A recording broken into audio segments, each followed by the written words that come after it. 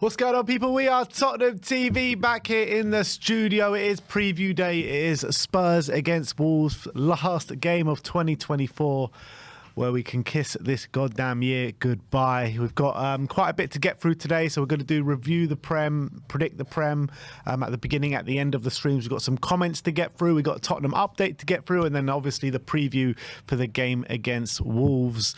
But yeah, first Saturday since 2022. There's been no football whatsoever. Is that right?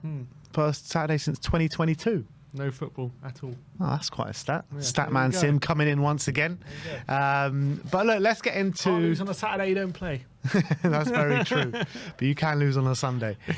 But let's get into a review the Prem. As you know, it's 153 to 157 in my favour. 5 points for a completely correct scoreline, 1 point for a correct result. And the star man, once you pick that man, you can't pick them again for the rest of the season. 5 points for a goal, 2 points for an assist. Let's start off at the Etihad as Man City were held to a 1-1 draw with Everton. Sim went for 1-0 to City. I went for 0-0, so I gained a point on this one. I thought City started the game fairly well, to be honest. They got that goal with Bernardo Silva, and then Everton hit them back before half-time. But the game really hinged on that penalty, didn't it? Yeah. You know, Erling Haaland, he's just not in a good way at the moment, Erling. Can't really hit a barn door at the moment. The goals have dried up, and he gets the penalty. Poor penalty, wasn't it? And He's not humble enough, I think. Not humble. That's the problem. Ever since he said that, he seems to be completely gone off the boil. But the game pretty much hinged on that moment. Yeah, because I think obviously it was a brilliant goal from Ndai to get Everton back in the game when it was in a moment where they were really under the cosh. They just conceded that first goal from Bernardo Silva, and I thought Foden and Savinho, I really thought they were buzzing around, like causing Everton problems, albeit struggled to create real click opportunities. They were just looking very dangerous. I think Everton will probably feel like they had City at arm's length, but then obviously City did take the lead, and then Ndai equalised against run of play, but it was a great goal.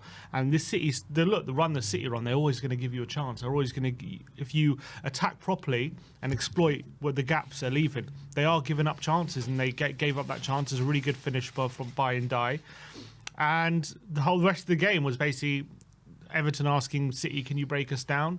And they just weren't able to. I think obviously that penalty, as you say, big moment in the game. Poor penalty, really. Good save from Pickford, but poor penalty from Haaland.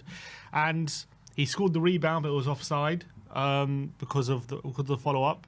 And it's just another game you can chalk up to Man City in the rut that they're in. They just can't seem to shake it at the moment. I think 1 win in 13 now. Getting close to like 20 games. There'll be 1 win in soon. Like it's on that way. It's pretty crazy. At this point, you know, they're in a massive dogfight for top 4 at this point. What are they, 7th? They are 7th, yep. Yeah, 7th. Look, how many points behind Forest now? 6. 6 points. I mean, look, I do think Forest are definitely capable of dropping a lot of points. But yeah, whether you think Forest are capable of dropping off or not, are you confident that City are going to be able to go on a run? I don't know. Again, depends on January. I said it before. I said it. I can't remember what game I said it after. I think it was might have been after Spurs when they lost to us 4-0. I said until they've addressed these issues in the market, I think they're completely out of it. They're going to drop a lot of points. You know what it is? Like they can look fairly good in games, but I feel like once they concede, their heads just completely drop and they can't seem to grab themselves back in games.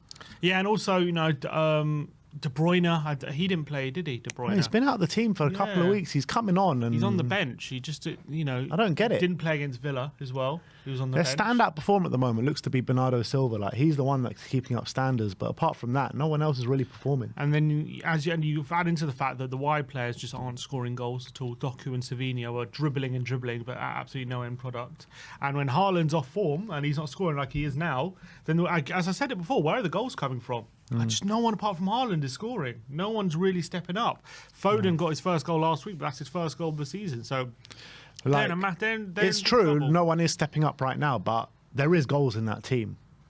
If players step up, like you got Bernardo Silva that can get goals, you got Foden that can get goals, you got Haaland that can get goals. Bernardo's not much of a goal scorer. Foden, yes, but Bernardo's not much of a goal scorer. He's not exactly. When's he ever got over 10 goals in a season? Probably never.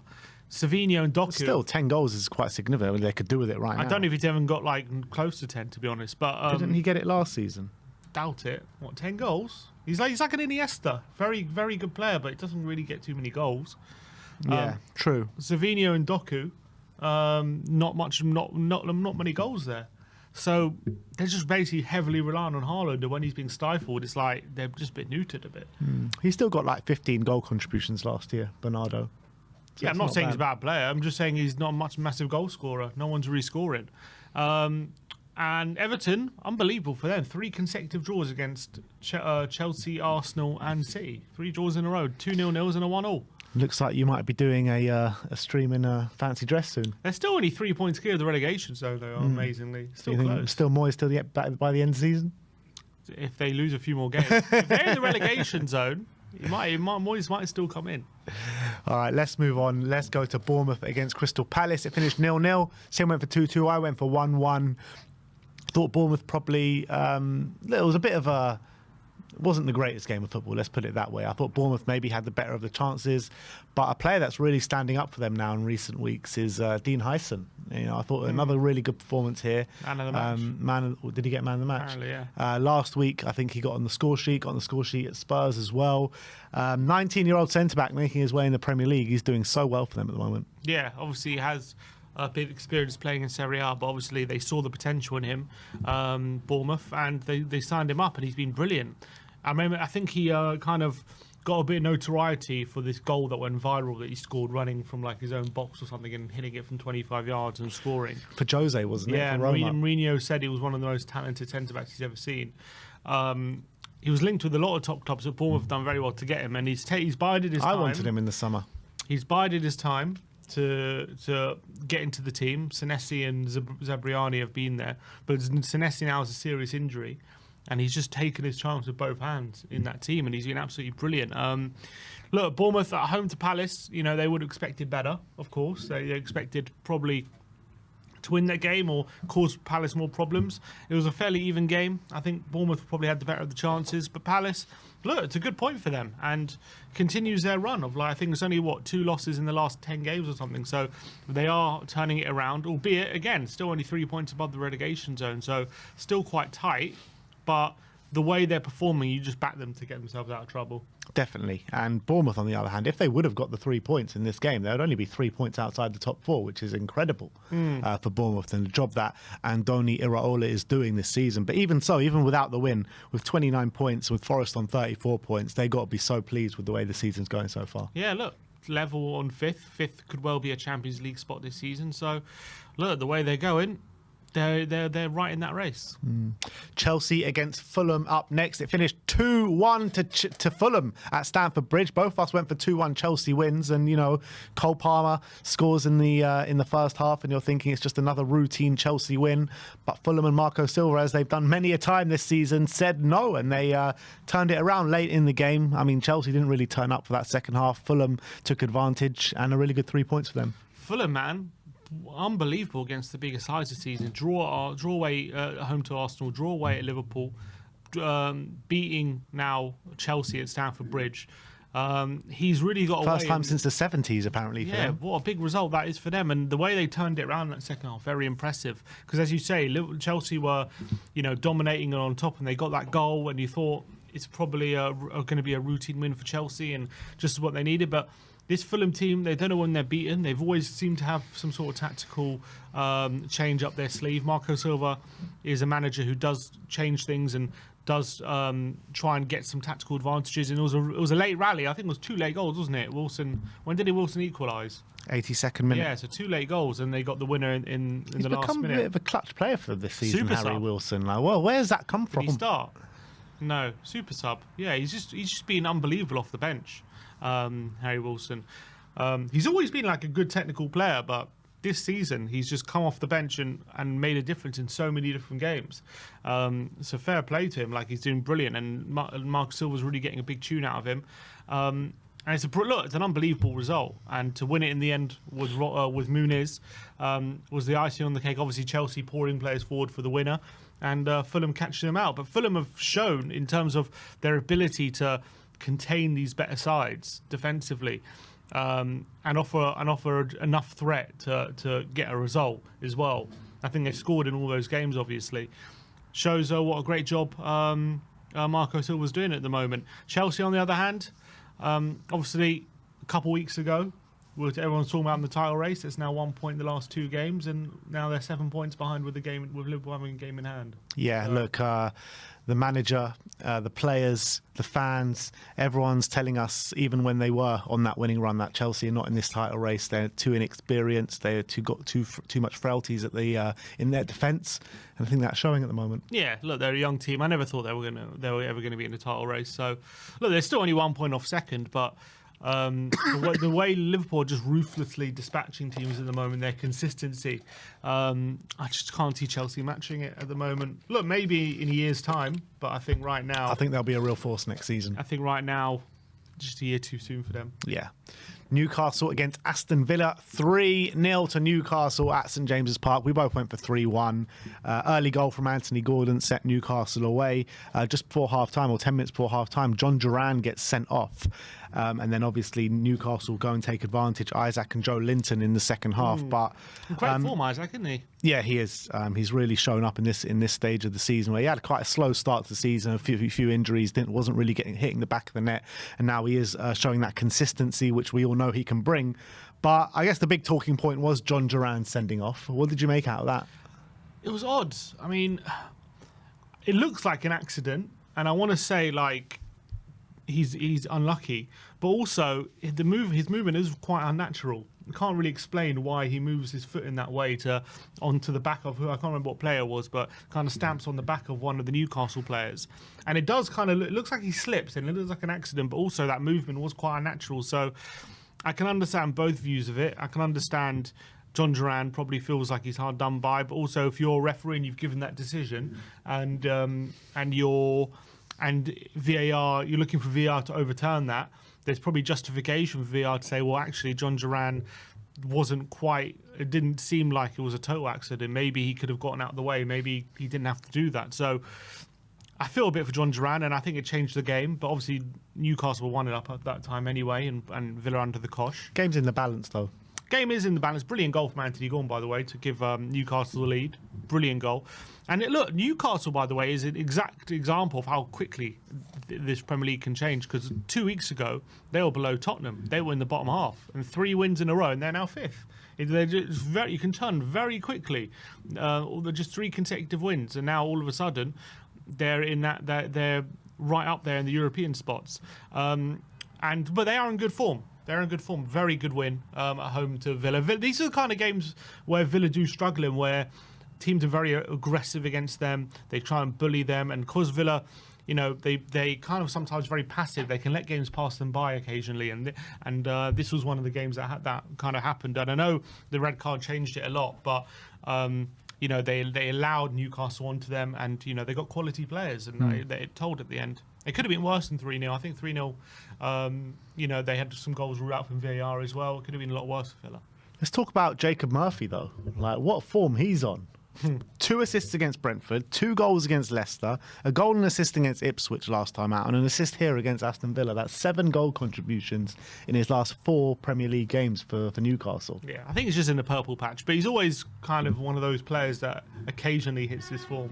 He's done it for them for the last few years. Just like occasionally he'll go through a little spell where he just starts getting a few assists and stuff. Not usually this many goal contributions, but he's in great form. But I doubt it carries on. We'll see about that. He's in my FPL team, so let's hope it carries on. That's what he's all about. Next up is Nottingham Forest against Tottenham. It finished 1-0 to Forest. Both of us went for 2-2. Just couldn't put the ball in the back of the net, Tottenham. We had chances to do it. Not enough chances. At the end of the day, Brendan Johnson definitely, he created a good chance for himself in the second half. But apart from that, there weren't any proper clear-cut chances out there for Spurs. And, Nottingham Forest were clinical when they got forward. They put the ball in the back of the net, and I thought Forest were good value for the win, to be honest.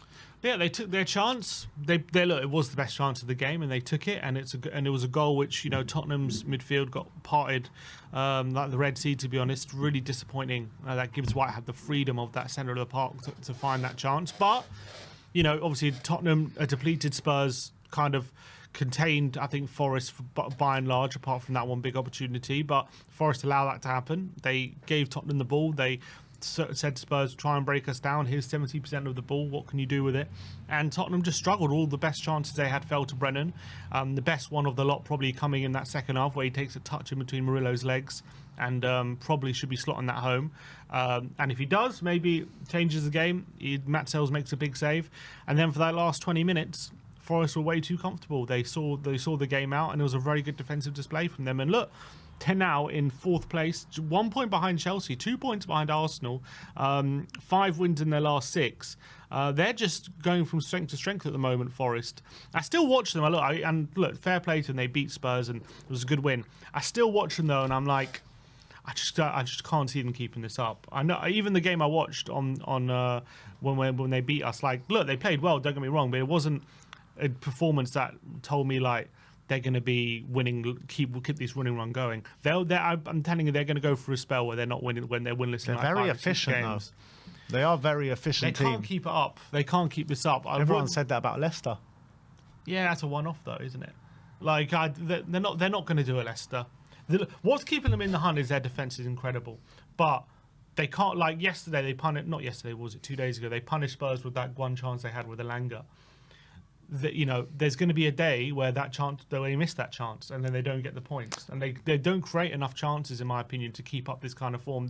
There's going to be a spell where it's not working totally in front of goal. Look at their forward line, and Wood's in good goal scoring form, and look, they got good forward players, but Hudson-Odoi and Langer are not going to sustain this, I don't think, in my opinion. I reckon there's going to be a spell maybe in like February or March time where they go 5 or 6 games without a win. And they're struggling, in my opinion. That's my prediction. But it doesn't take away from how amazing they've been, because them being in this position before the beginning of the season was unthinkable. People would have laughed at you if they would have said that Forest would be in the top 4, and also not just in the top 4, but 5 points clear in the top 4 after 18 games. It's a remarkable achievement from Nuno, and I'm not taking him away. I'm not taking away from what he's done. He's incredible, and they've built a team that's extremely hard to beat. But I still feel like going forward, they don't have enough to sustain this run of form. Yeah, I feel like even if they finish in the top 7, like if they finish 7th, that would still be a great season for them to get Conference League. Half would have been an amazing at the beginning of the season, but right now, where they are 5 points clear in the top 4, I think they can finish in the top 7 this year. Top 7 because of the run they're on, but I don't think they're going to finish in the top 4. Yeah. I'd agree with that. But let's move on to Southampton against West Ham. It finished 1-0 to West Ham. Sim went for 2-0 to West Ham. I went for 1-1. So Sim gets a point here. I thought West Ham were lucky to get away with the 3 points in this one. Southampton had some big chances, could have scored. I thought maybe a draw or maybe even Southampton nicking it was probably a fair reflection of the game. But a bit of a robbery here from West Ham. Yeah, obviously I was watching Spurs games. I didn't see too much of it, but I can't even remember the Southampton. Everyone's got a new manager these days. I can't remember who's managing who, but it was Southampton manager's first game. What I could see in terms of the highlights, they had chances. Ivan Djuric. So West Ham feel like they probably got away with one, and it's a weird one, isn't it? Recently with Lopetegui, because I think in terms of run of form, they're pretty decent. Well, it's okay. It's like 2 wins and 2 draws in the past 4 games, but still their performances are just not a lot to be desired at the moment, and they got away with it, but it's still, I don't know, the feeling it seems as though there's still a lot more to be had with this West Ham team. Like, they've still got a lot more to show for it with the talent they have, performance wise, that is. And even though the results have probably turned around a bit from the beginning of the season where they're losing every game, so he steadied the ship a bit, but still we still haven't seen any like amazing performances at all from them, even in wins they've had. Yep. Apart from maybe the Newcastle game, where they beat Newcastle away. Even in that game, it was a kind of sit deep and soak up pressure kind of performance. But that's what Lopetegui tends to do. But it's still everyone's still not sure about him. Yeah, and if I was a West Ham fan, well, thank God I'm not. But if I was a West Ham fan, I'll definitely have a lot of questions about Lopetegui at the moment. I feel like the wins and the results that they're getting at the moment are just other teams not really taking their chances and not other capitalising on the frailties that West Ham have. And look, they've got some good players there. Mm-hmm. And I feel like, Fulkrig's come back into the side and they're just not playing to his strength whatsoever. That's the reality. Let's on Southampton's point of view, spirited display, but still probably going down. Yeah. They're going to have to go on an almighty run of many, many wins in a row if they're going to want to stay in this division. I mean, they're still, 6 points now in the Premier League? They're 9 points clear of relegation. Oh, 6 points total, yeah. Well, they're 5 points still to not lose to Derby's record. Wow. Will they get the 5 points? What, from now to the end of the season? Yeah, they'll get 5 points. I mean, it's up for debate at this point. Nah, there's a whole half of a season to go. Only 6 and 1 half. Yeah, they'll get more. I think with a new manager, I think they'll get a few more. The problem is if they let's say they lose like the next few games, and all of a sudden once that hope that they could stay up is gone, then they could literally go on a run of like 10 losses in a row. That's true, but also sometimes when that hope is gone and they're playing without pressure, then surprise wins can come. I'm not saying they'll do it. I think this is the best chance of someone doing it since Derby, I reckon. Yeah, maybe. I wonder what Derby were on at this stage of the season when they got those points. I don't know. Wolves against Manchester United, 2-0 to Wolves at Molineux. Sim went for 1-1. I went for 2-2. And look, Wolves, since sacking Gary O'Neill, on a really good run now. 3-0 in their first game without Gary O'Neill. 2-0 now against Manchester United. And the problems for Ruben Amorim keep stacking up. They just can't seem to buy a win at the moment. He said his job is in danger. Do you believe him? No, I don't think so. He's only been in there, like a month or two? 2 months? I think this is, his 10th game in all competitions? Something like that. But look, it's not great. It's not great whatever way you slice it, because Ten Hag was getting better results than Ruben Amorim. That's the reality. Yeah, things have gotten worse. Things have gotten a lot worse. And he's come in... He did win at the City. It's true, but that is one game. But I think on a general basis, when you're looking at all the results put together, Ten Hag was able to get more consistent results, if you call it consistent, or more, regular results than Ruben Amorim is getting. And he's come in, he's tried to implement a completely new system in the midway through the season. It just hasn't worked for them. But Wolves, on the other hand, they're really hitting some form now with Spurs coming next. Yeah, 5 losses in the last 7 for United. The only team they beat Everton 4-0, and then obviously they won the Manchester derby. But yeah, look, the last 2 games have last 3 really, because playing a depleted Spurs team as well and being 3-0 down has got to also be alarm bells a bit in that, considering how Spurs have been over the last couple of games. But it also goes to show that if United, expecting him to just come in and provide some short-term uplift was also a big ask, especially with the mess they were in. And you could argue, was it for the betterment of the team just to get this short-term struggle out of the way, because in the long term they're going to benefit? We'll see in the long term.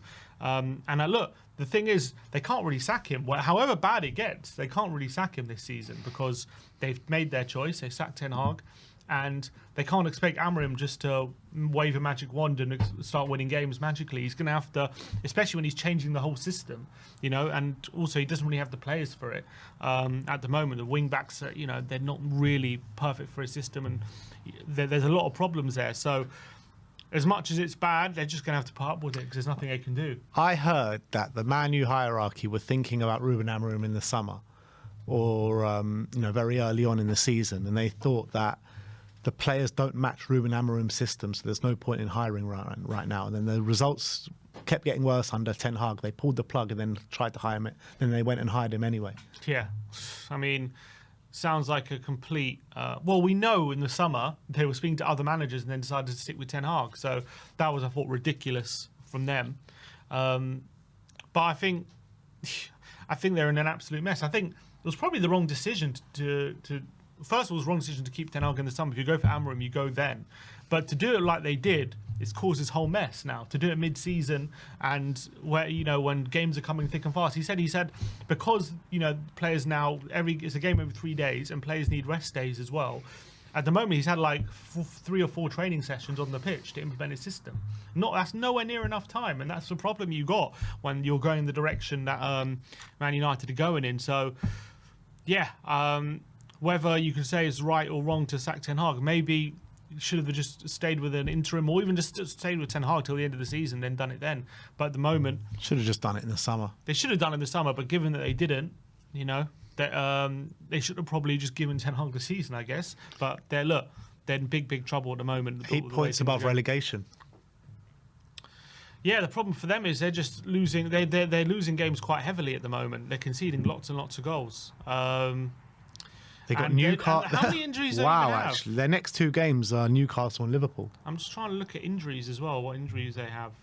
They've got no one really injured. Just Luke Shaw. Like Mount's been injured for 2 years. Lindelof was never. Wasn't a he player. playing a couple of weeks ago, Mason Mount? Yeah, but he's been. I mean, like in and out of injury for however long. He was so playing. Shaw. Shaw as well. Yeah, he's also. So look, they actually have a pretty fully fit squad right now, and they're still getting these terrible results. So yeah, Newcastle at home and Liverpool away. Their next 2 games in the league. It can be difficult to see them getting results in those games. Maybe that's where Southampton get their first few points. Amorim was tasked with steadying the ship, and he just couldn't do it. And also, was it the second Olympico in 3 games that United Olympico, conceded? yeah. Second Olympico. Matthias Cunha, though, what a season he's having. Goal and assist in this game. Hwang Hee-chan as Do you reckon well. the players are shooting? Do you reckon they're a shot? Those are shots? I reckon they are. And I'm seeing more and more. I thought Sonny tried it again in the game against Forest. I'm seeing more and more players try it to that back post. Yeah, I think the thinking is, if you aim it for that back post, you put the keeper under pressure, someone could get a head on it or the back post, or if the keeper misses it, it goes all the way in. And if the keeper, even if he gets a hand to it, he's scrambling for it, he has to punch it, he doesn't get a good hand to it. So I think maybe it's becoming a bit more of a tactic that players are starting to shoot more from corners. I agree. And I think you're seeing it in it from a few different clubs, and definitely Spurs are trying it. Like I said before, even before we did it against Man United, I thought Maddison tried it a couple of times, and then I thought Sonny tried it again in the Forest game. Yeah, and it was it's 2 different keepers as well, so you can't even blame it on the same keeper falling for it. So, yeah, look, brilliant for Wolves, as you say. Second, they're in good form under their new manager. They seem to have a bit of just this new energy about them now that they're... look, it's the same system. He hasn't changed the system, but new energy, I guess. Yeah. Next up is Liverpool against Leicester. Finished 3-1 to Liverpool. Sim went for 4-1. I went for 5-0, so we both gained a point for this one. Leicester took a surprising lead at Anfield early on in this game, but I mean, it was just one-way traffic from there pretty much. I thought Liverpool were just building and building and building in momentum. Once they finally got that goal, you just knew what was coming. Yeah, it was. Even though it was 1-0, I was just never in doubt, were you? Yeah. That Liverpool going to turn this around. Brilliant goal from Cody Gakpo, by the way, who's in some really good form at the moment, Cody Gakpo.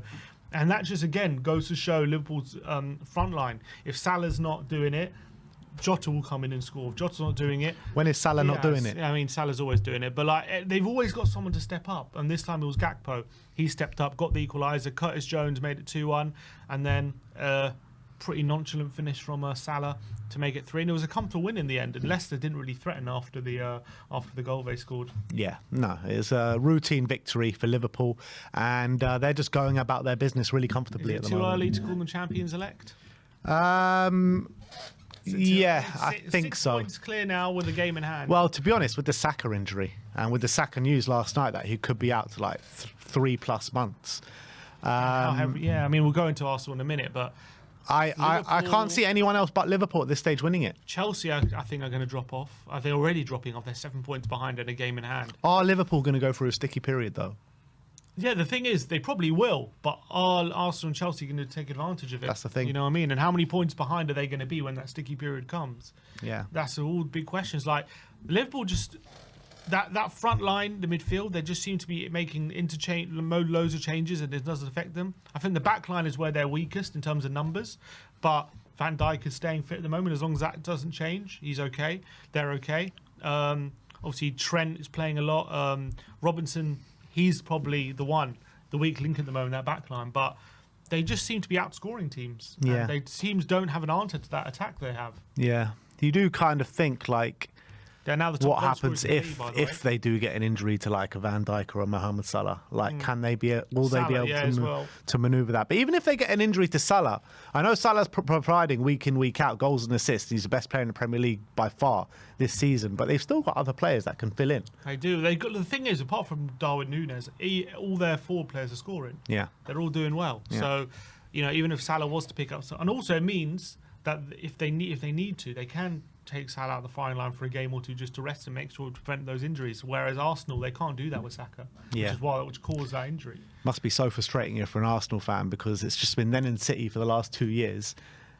and then suddenly Man City have this big drop off, and you're thinking Arsenal fans must be thinking this is our year, and then Liverpool just steamroll them. Yeah, it's mental. It's mad. Arsenal this season are, after 18 games, have the same points as Tottenham had last season after 18 games. Is that right? Yeah. How mad is that? Yeah, that is mad. And how many points do we have, same as last year in terms of clubs? Probably like Forest or something. Yeah, let's go on to Brighton against Brentford. It finished 0-0. You went for a Brentford win. I went for a Brighton win. Obviously, it was going to be a draw. Don't know what's going on with Brighton at the moment. They can't buy a win at the moment. They're going for a really sticky patch. Brentford as well, not on the greatest form as for themselves. And I thought Brighton were the ones making all the runnings, creating the chances in the first half. But neither side could break the deadlock. Yeah, they're struggling. They've even played the likes of Southampton at home recently, Palace at home, losing that game. West Ham, Leicester as well, 2-0 up and cost points there. So Brighton on a real bad run of form at the moment, winless in 6 games for them, with Villa away and Arsenal at home coming up. So not getting any easier for Brighton. I feel like, I don't know, maybe they're really, in a weird way, are they missing Welbeck? I don't know if he's injured or he's not in the team. He is injured. He's injured. Like, maybe they're missing him because that focal point just doesn't seem to be there at the moment. João Pedro, I feel like he's at his best when he's a bit he needs to play off him. Yeah, he needs to play off someone. He's not great when he's number 9. Mitoma, he's not. Mitoma's still doing all right, but when he crosses the ball in, there's no one in the box. And maybe Welbeck was more important to this team than people realise. Yeah, and he started the season on fire. He started the season the best he's ever started a season before. And I think you definitely got a point there. And I think Welbeck is going to be back pretty soon. So yeah, maybe their fortunes will turn. But look, Welbeck, there's no doubt about it. He was a key cog in the part of the season where they were doing really well. They just seem a bit. At the moment, they just seem a bit weak, like in the forward line. They don't seem convincing when they go forward that you look like they're going to score. I know Enciso hit the post they've still got some very good technical players but when it comes to breaking down a very stubborn Brentford team who are going to be very compact and make things difficult, and you're putting balls into the box and you're expecting João Pedro to win duels and things like that. At the moment, they're struggling. They're struggling for goals at the moment. They're really struggling to break teams down, and also because of the way they play, they're still quite open in the back and at the back. And Brentford had chances. They had that one goal ruled out for VAR. That was a very, very close call. That was a perfect counter-attack from Brentford. And Buemo had some openings as well. They could have easily gotten a goal. They'll probably be a bit annoyed. They missed some chance on the counter. So, look, I think it's a good point for Brentford. Is that their first time they haven't lost away from home? Who? Brentford. Because they've been on that massive losing run. Yeah, I think it is. That's I think it is. Second point. So second point. Still winless. So second point away from home. But yeah, Brighton... after starting the season so well, a bit disappointing how they've dropped so many points. But look, this is this season. This is what I was saying before. Like, it's so brutal. Once you have a slight drop off, you can go on these long windless runs because every team is so much better, I feel, than they were last year. So because there's so many better teams, as soon as your team has a slight drop off, you're in trouble. Let's finish off with Arsenal against Ipswich. Finished 1-0 to Arsenal at the Emirates. Both of us went for 2-0. This game was terrible, man. It was such a poor game of football. I thought Arsenal, obviously they did just about enough to win with a goal from Kai Havertz, but the chances were few and far between at both ends. I thought Arsenal were poor. Ipswich weren't that much better in terms of... Look, Ipswich stayed in the game. You've got to give them credit for that, but they couldn't really do anything up the other end of the pitch. And Arsenal, I thought Arsenal were, why? I didn't understand why Arsenal just didn't get the ball on the floor and just tried to take the game to Ipswich. I thought they were just so reserved. I feel like if this was evidence of what Arsenal are going to be like without Saka. But Arsenal have been like this all season, pretty much. Yeah, They've showed signs of this all season. Yes, but even with Saka. But as long as Saka was on the pitch, he could he could provide a goal or an assist out of nothing, even when they were playing like this. And that was the thing. That's why I think it's such a worry that he's out, because he would literally provide things out of the blue. He would basically get in the box or score a goal or just go on a dribble, win a penalty, or create a crossing assist or something out of nothing, even when Arsenal were looking a bit lethargic or weren't really on their game. And now he's out. They don't have that maverick on the pitch that can just provide something. So I honestly can see a lot more performances like this where they are struggling to break teams down, and they don't have that special talent. So, look, they got the win, but it just wasn't convincing at all. And they come up against a team with a bit more quality, and maybe it's they don't win this game. Just wasn't a convincing performance. As much as they did deserve the win, because they probably did enough to win. But if I was an Arsenal fan, it wouldn't be a game where I look at it thinking we'll be all right without Saka. It'll be a game like alarm bells will be ringing. I do wonder, will they dip into the market? They have to. If Saka's going to be out for the best, Saka's going to be out for the best part of the season now. They're saying he's not going to be back till like March, April, May, even May. Like, we don't know just yet. He had surgery, which is going to keep him out for a long time. So if he's going to be out, and he's been their main source of goals this season, I don't know. They have to dip into the market, in my opinion. Yeah, I mean, what kind of winger do they go for? It's difficult in this market. Maybe they look to get the Bakayoko in. Yeah. Moani on loan to the end of the season. Something like that. Could do with someone who can play number 9 as well, potentially. So, be interesting to see what they do. Arteta said he's not going to go for anything unless an unbelievable opportunity appears itself. So, we'll have to wait and see. Also, whoever they sign, they also know in that they're probably just keeping the seat warm for Saka as well. But he is going to be out for 3 months. So, if you can prove yourself in that time, it might be a worthwhile opportunity. Yeah, but, keeping the seat warm for Saka, yes. But do you not feel like after what they've been through with Saka now, it was clear that they were overplaying him, and this is what's caused this injury. So I feel like with someone that's going to come in, I think they'll share the workload with Saka. Obviously, Saka will be the first choice, and obviously he's the star boy there, and he's their main player. But I do feel like they'll protect him a bit more once he comes back. I mean, that would be the smart thing to do. Yeah.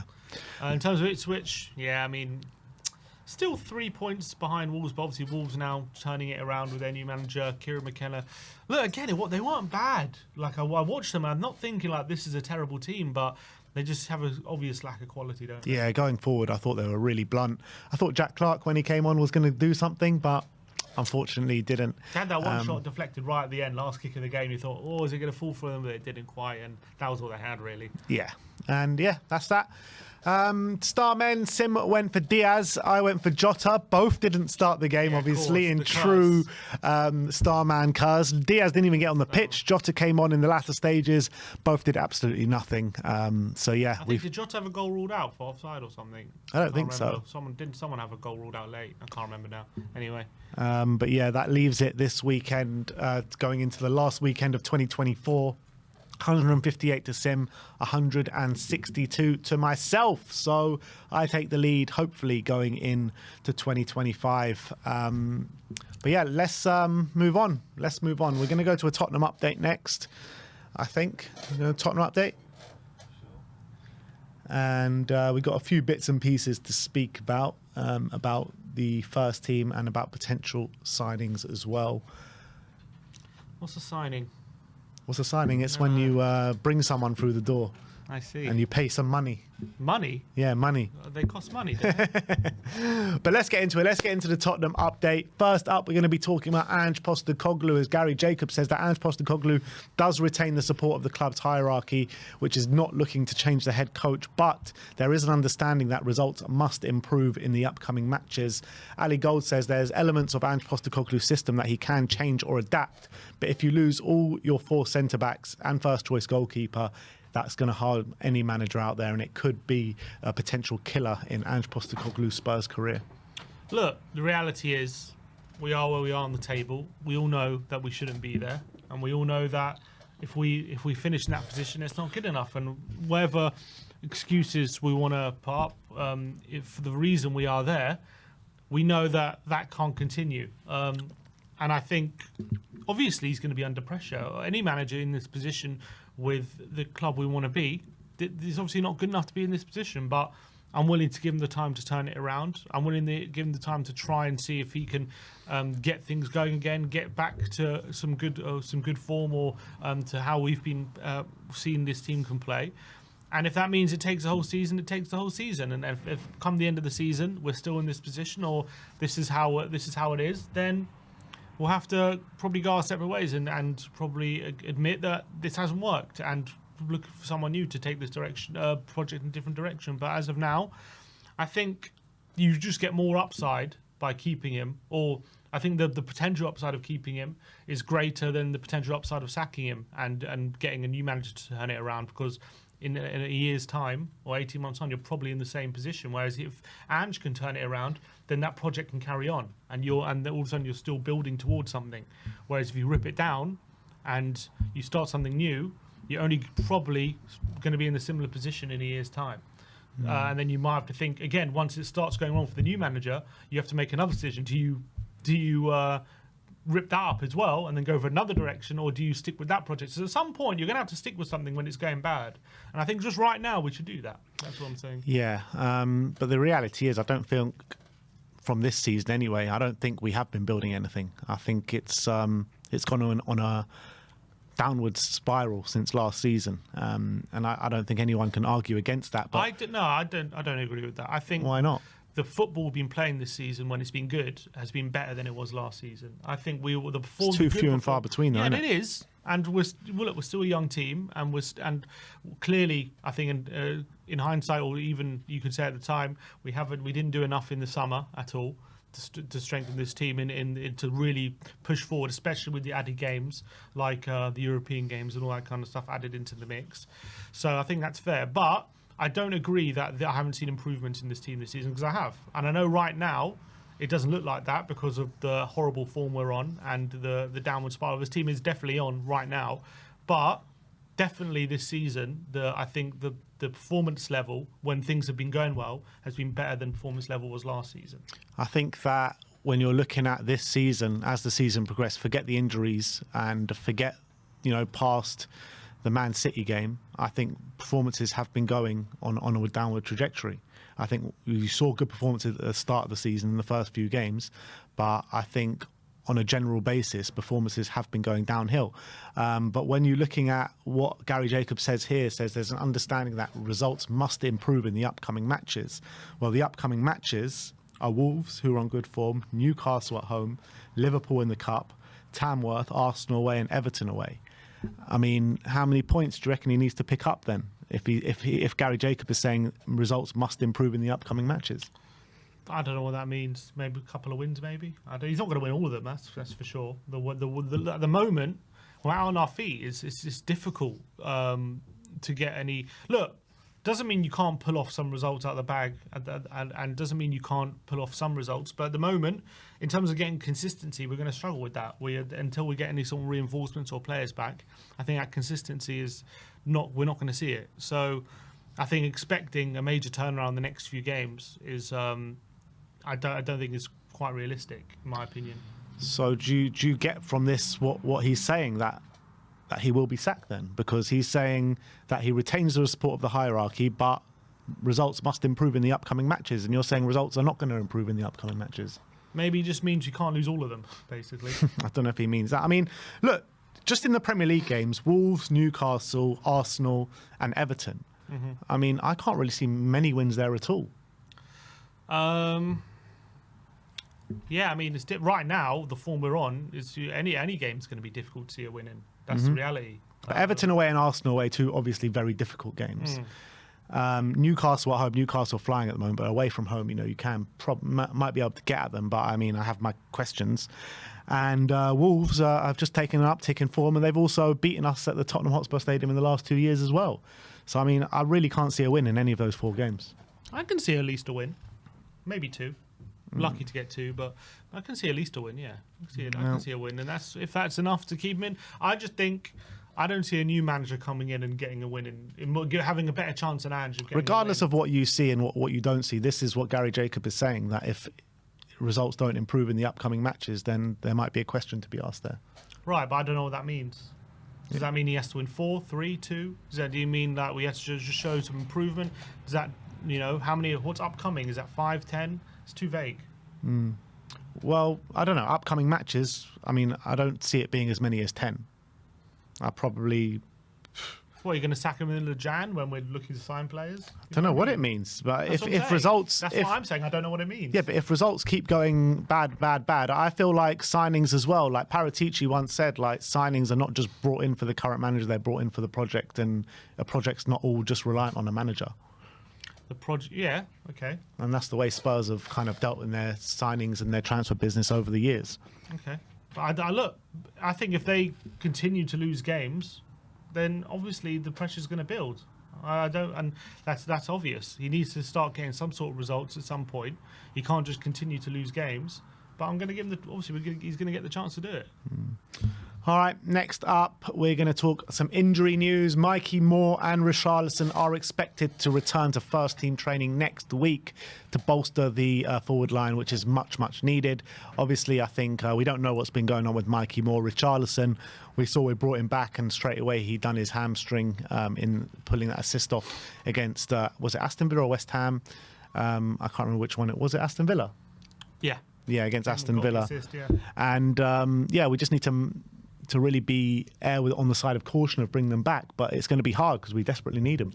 Yeah, it's different, isn't it? Like, it's difficult to see, like, what's the right thing to do, because we've been careful with some players, we've been not careful with some players, and re-injury has been a massive problem for Ange Postecoglou and for Tottenham. And then, maybe at some points Ange has to take the blame because he risked it with Van der Ven and he got himself re-injured. Maybe some points the medical staff have to take the blame. But whatever it is, there's a very, very big issue there with players getting re-injured and players coming back and then falling down again. And that's something that we have to... It's completely killing us, those re-injuries right now, and it's mean players are out for sustained periods of time, and it's putting pressure on other players to fill in the gaps, and it's leading to a lot of problems. So let's hope when Richarlison comes back, he stays back, and that's the main thing. But the thing is, Ange said that the last time. We said we're being super careful with him, and we're making sure that when he comes back, he stays back, and all these things. And he has one sub appearance, and he's out for another 2 months or whatever it is. So. I'm not expecting to see Richarlison up until Jan. I think that's what they said. But let's see if he's back sooner than that. But as you say, we need him. Solanke seems to be running on empty at the moment. He's playing 90 minutes every game pretty much, and he works so hard. He does so much running. It's difficult to sustain that. Mikey Moore, obviously, I want him back, but he's a 17-year-old kid. As much as I believe in his talent, I don't think him coming back is going to materially improve us much. No, but what it does do, it takes workload off our wingers at the moment, who are obviously being. Look at Sonny. Sonny is clearly being overplayed at the moment.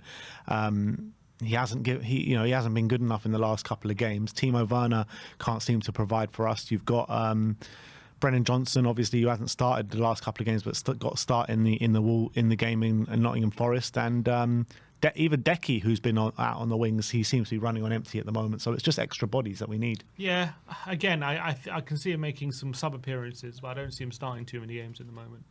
I think he has to. Just he's got Werner there, and he's not starting him. Yeah, but I think he believes in more than Timo. Yeah, probably. But look, he started one Premier League game against Palace, but that's because Son was out. While Son is there, I just find it unlikely he'll start too many games. But you also got Europa League coming back around. You've got FA Cup with Tamworth. You got many games coming. It's not just Premier League games, and we're going to need everyone hands on deck. But Ange ain't going to be judged on that. He's going to be judged on the Prem. And I'm saying I don't see more affecting the Premier League at the moment too much. Regardless where Ange is going to be judged, we need to perform in all these games. We need to get points. We need to finish in this top 8 in the Europa League. So I'm not talking about where Ange is going to be judged, but the cup competitions are very important for us. I'm not disagreeing with any of that. My only point is, yes, it's great to have more back. I just don't see it materially changing where we are at the moment in terms of this crisis, having more back too much. And let's talk about a couple of potential transfers. Chelsea, Arsenal and Tottenham have all sent scouts to watch Club Brugge fullback Maxim Desiper, who's making a name for himself the last couple of years, I think, in the Belgian league for Club Brugge. Hopefully, they played each other on the weekend, Alfie Devine and Luka Vuskovic. Maybe they put in a bit of a word for him. I'm trying to remember, is he the guy who was playing in the Euros for them? I think he was, yeah. Wing-back. Yeah, I remember he was quite decent, but look, I don't know too much about him. He's a player who plays a wing-back, full-back? Yeah. I mean, we need one of those. Definitely a left-footed player. He doesn't play centre-back as well, does he? I don't think so. I think he's predominantly left back a full-back. It says left-back here or left wing, so he's more of a wing-back, it looks like. I mean, we've got 2 wing-backs already at the club. Look, he seems like a good player, but Yeah, I mean, I don't know. Are we actually going to sign him in Jan? I don't know. We need to sign something in Jan. We need defensive cover. We need fullback cover. We need attacking cover. I mean, we need a lot in Jan. So I think anything that we can get, I'll be happy with, to be honest. Yeah. And last but not least, Milan Skriniar has been made available for £29 million in January, attracting interest from both Tottenham and Arsenal. I mean, look, we said in the last update when we mentioned him, like, he's a perfect one for a Conte system, not so much an Ange Postecoglou system.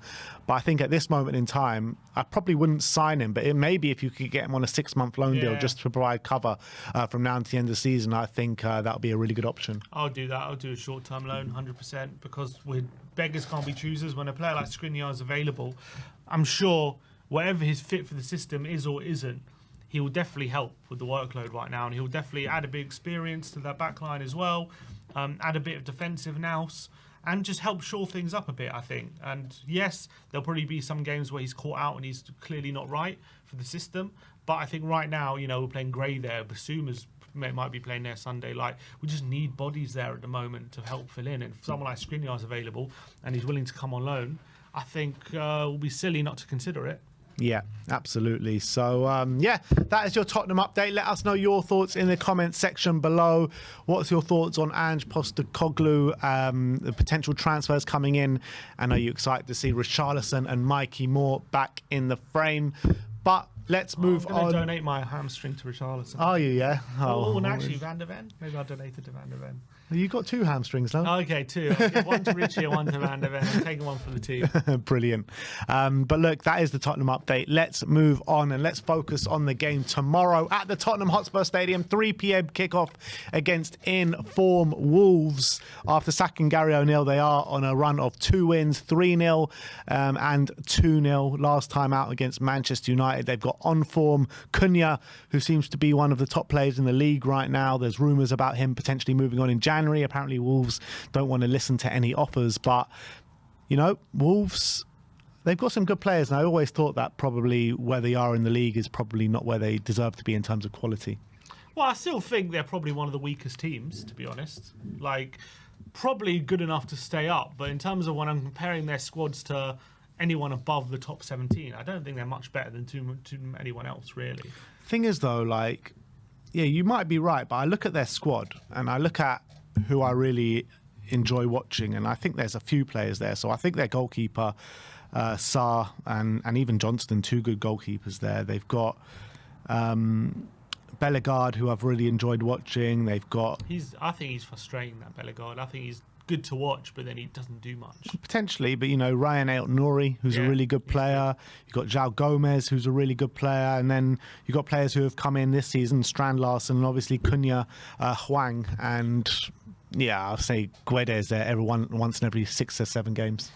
Yeah, look, I'm not saying they've got some really good players there. This is the Premier League. I think most teams are going to have good players. I think there's a lot of teams I can point out, a lot of squads. I'm not diminishing what they have. They got good team. They got good players. They probably shouldn't. It's tough to say they shouldn't be in a relegation battle because, as I say, I'm looking at the squads of the other teams in the league, and they might be close to 15, 16 or 17 in terms of the quality of squad. But I do think there's a material difference between them, Southampton, Ipswich and Leicester. I think they've got much better quality in those squads, that's for sure. So I agree with that. They shouldn't be getting relegated. And the fact they were in the bottom 3, and how they were losing games as well was not good enough. And that's why Gary O'Neill had to go. But look, he's turned it. Is it a new manager bounce, or is it something that will last? We'll have to wait and see with this new manager. But sometimes you get that when you've got quality in the squad like Wolves do, and maybe they were just tired of the same message under Gary O'Neill or what it was. But clearly the message wasn't getting through to them. They were just losing heavily too often. And they've now got a 2-0 win against United and a 3-0 win against Leicester. So fair play to them. 2 big wins. And look, in this Premier League, it's so tight, just 2 wins, and all of a sudden it just looks very different, even if the team's out the bottom. So, 2 wins, and all of a sudden they're out of the relegation zone, and Leicester are looking up, and all of a sudden they're only 2 points behind Palace and Everton as well. So they'll be looking at try and catch them, and they could be with a win, they could be up into 15th all of a sudden, having been 19th 2 weeks ago. So can change very quickly. You're standing in the Premier League with a few wins. So I think owners know that, But Cunha's obviously the star man right now for them. He's been phenomenal. He really has. He has been absolutely phenomenal. Now, look, he's backed up from last year because I think last year he made some material improvements in his finishing and his involvement in the final third. I think I said it before. He used to be one of these players that were just, he used to be in the type of like a Dama Traore or someone like that in terms of not the same style, but like the kind of player who would look incredible. He would like breeze past you, and then his finish would go well wide, or like he wouldn't make the wrong choice in the final third. To be fair though, you are talking about his first year in the Premier League. I'm talking about when he was. That's why they got him from Atletico. Like he wasn't great at Atletico. Like he was a very frustrating player, and that's I think when they first signed him, I think I could see why Atletico let him go and no one else but Wolves went for him. I mean, he was young at Atletico though. I know, but I think you could see why he was at Atletico, but also why Wolves were able to get him because he was good. But he was just very frustrating. He couldn't make those moments in the final third count. And I think it was even... I remember last year I was watching it. First game of the season, they were away at Man United. And they lost 1-0. And he was exceptional. But he had about like 3 1-on-1s, which he missed. And like he was breezing past players. But he just wasn't finishing his dinner for love nor money. He was just so frustrating in the final third. And he's really sorted that out. And you just knew with him, once he sorted that out, he's going to become one of the leading attackers in the league, and that's what we're seeing at the moment. He's carrying this Wolves team. I really believe that. Absolutely carrying it on his shoulder. I know you said they got good players, and they do, don't get me wrong. But in terms of without him, they would be very, very blunt in that final third, I believe. I don't think they would get anywhere near the amount of points or goals they do with him in the team. He has been that special for them, and he can do things on his own. He's a box of tricks. He can pull things out of the bag. He can score from 25 yards. He can dribble past 2 players and put it in the top corner. He could get assists from the wing as well, play through balls. He's a hard worker into the team as well. He does get some bookings, but he has about a feistiness to him as well. I think I think Wolves basically enjoy him while you can, because I don't think he's going to be staying there for that much longer. Yeah, I think by the summer he'll be gone. I don't think they'll sell him in January because they just need him in this relegation fight from now to the end of the season. But they'll get a good offer in the summer. Wolves sell. Yeah, they'll get a good offer in the summer and they will sell him. And I wish it would be for Tottenham, but I feel like he could go to even a bigger club than what we are. But every goal adds about 10 million to his price. Yeah, look, he got 19. He got 9. Or 2 goals? 2 goals, I think it was. But he got last year at Stamford Bridge. 19 goal contributions in 32 games last season. Yeah. He's already on 14 in just half a season this year. He's growing and growing. How old is he as well? 24? He's 25. 25? Yeah. So he's going right into the prime of his career. He was a youngster who had a lot of potential. A lot of people were talking about him, and that's why he got that move to Atletico. But obviously, never really fulfilled his potential there. But I think he's now really starting to fulfil his potential at Wolves. Yeah, I completely agree. He's class. He's an absolute class player. But he has got a ban, upcoming ban, potentially 5 games. I don't know. Yesterday there was reports saying he was going to be. There's an immediate ban for 5 games, but that doesn't seem to be the case. He is going to be in the squad for this weekend, I'm led to believe. So we don't know how long the ban's going to be, but he does have a ban, a big ban coming his way for the brawl at the end of, was it the Ipswich game? I think it was, where he aggressively snatched someone's a coach's glasses off his face and was front and centre of the brawl at the end of that game. He got charged, and there was a lot of rumours that he's already got a 5-match ban, but those were unfounded. So it's a bit similar to when Pentacle got charged, and we had to wait a while to see how long the ban was. So they're in that process now. Yeah, I mean, if they handle it the same way as they handled Rodrigo Bentancur's ban, they'll probably give him a 10-match ban in the last 10 games of the season when they're fighting for relegation. Probably, which would be right on Premier League's. Exactly. That's what they do. But he's such a big player for them, so those 5 games are going to be a big struggle when he's out. Yeah, I don't know what it is about Spurs and Wolves, but they just seem to get the better of us a lot. I mean, 2 wins in the last 2 games at the Tottenham Hotspur Stadium, I think it was. Or did we beat? It says there we beat them. We beat them. That was right beginning of Conte's second season. It was Have we not lost twice in a row to them at Tottenham? In Tottenham, we lost last year. No, we lost twice. They did double over us, but I don't think we lost. Oh, that's what it was. Yeah, so they did. Well, anyway, they've beaten us 4 times in our last 5 games, which is nowhere near good enough. They've won 2 of the last 3 at Spurs. Yeah. Well, there you go. Last year was the one with Pedro Neto, and the one before that was at João Gomez when he scored 2 goals. No, last year was João Gomez. Oh, last year was João Gomez. Yeah. And that was Pedro Neto assisting both, I think. Oh, that was it.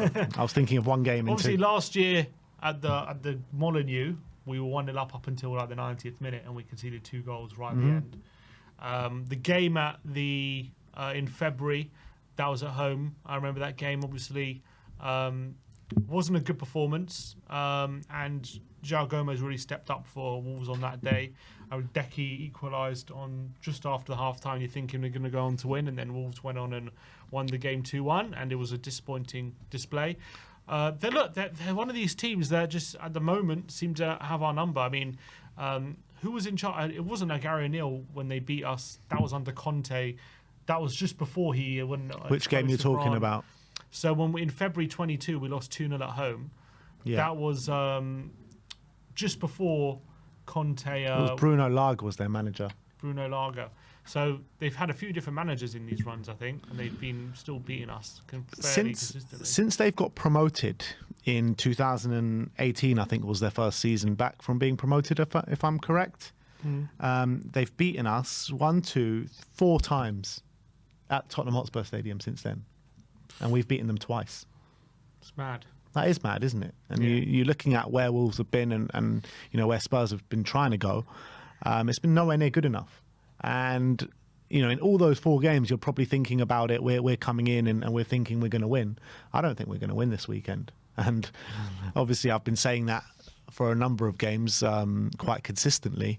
But this Wolves side, I think they got their tails up at the moment. They got Cunha and a Strand Larsen who can really hurt our backline. And we've got no recognised centre-backs coming into this game. So how the hell are we going to defend against one of the most informed players in the Premier League right now? Yeah, probably not going to get a clean sheet. But you look, to be fair, more than we had Dragshim. I was going to say against Forest, I don't think defensively was our problem really.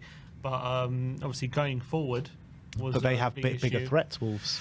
They have bigger threats. Obviously, they've got Cunha. Yeah, I mean Wood. Is he a bigger threat? Is he not? Is he a bigger threat than Strand Larsen? I'll probably say so. But he's not a bigger threat than Cunha. He's not a big. Yeah, Cunha's just a fantastic player. He's a fantastic. It's going to be tough to keep him quiet, to be honest. It's going to be difficult, and we're going to have to break him down as well. We're going to have to, when we're on the ball, make sure that we're finding moments of quality, which the last game we weren't able to do.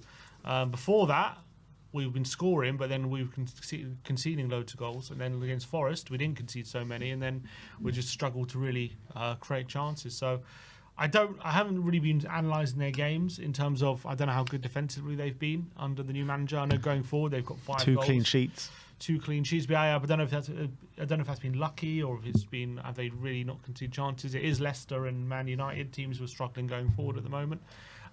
So this is obviously going to be their biggest test as well, as much as it's going to be a test for us. But look, it's going to be a very difficult game. Of course it is. Wolves are battling for their lives.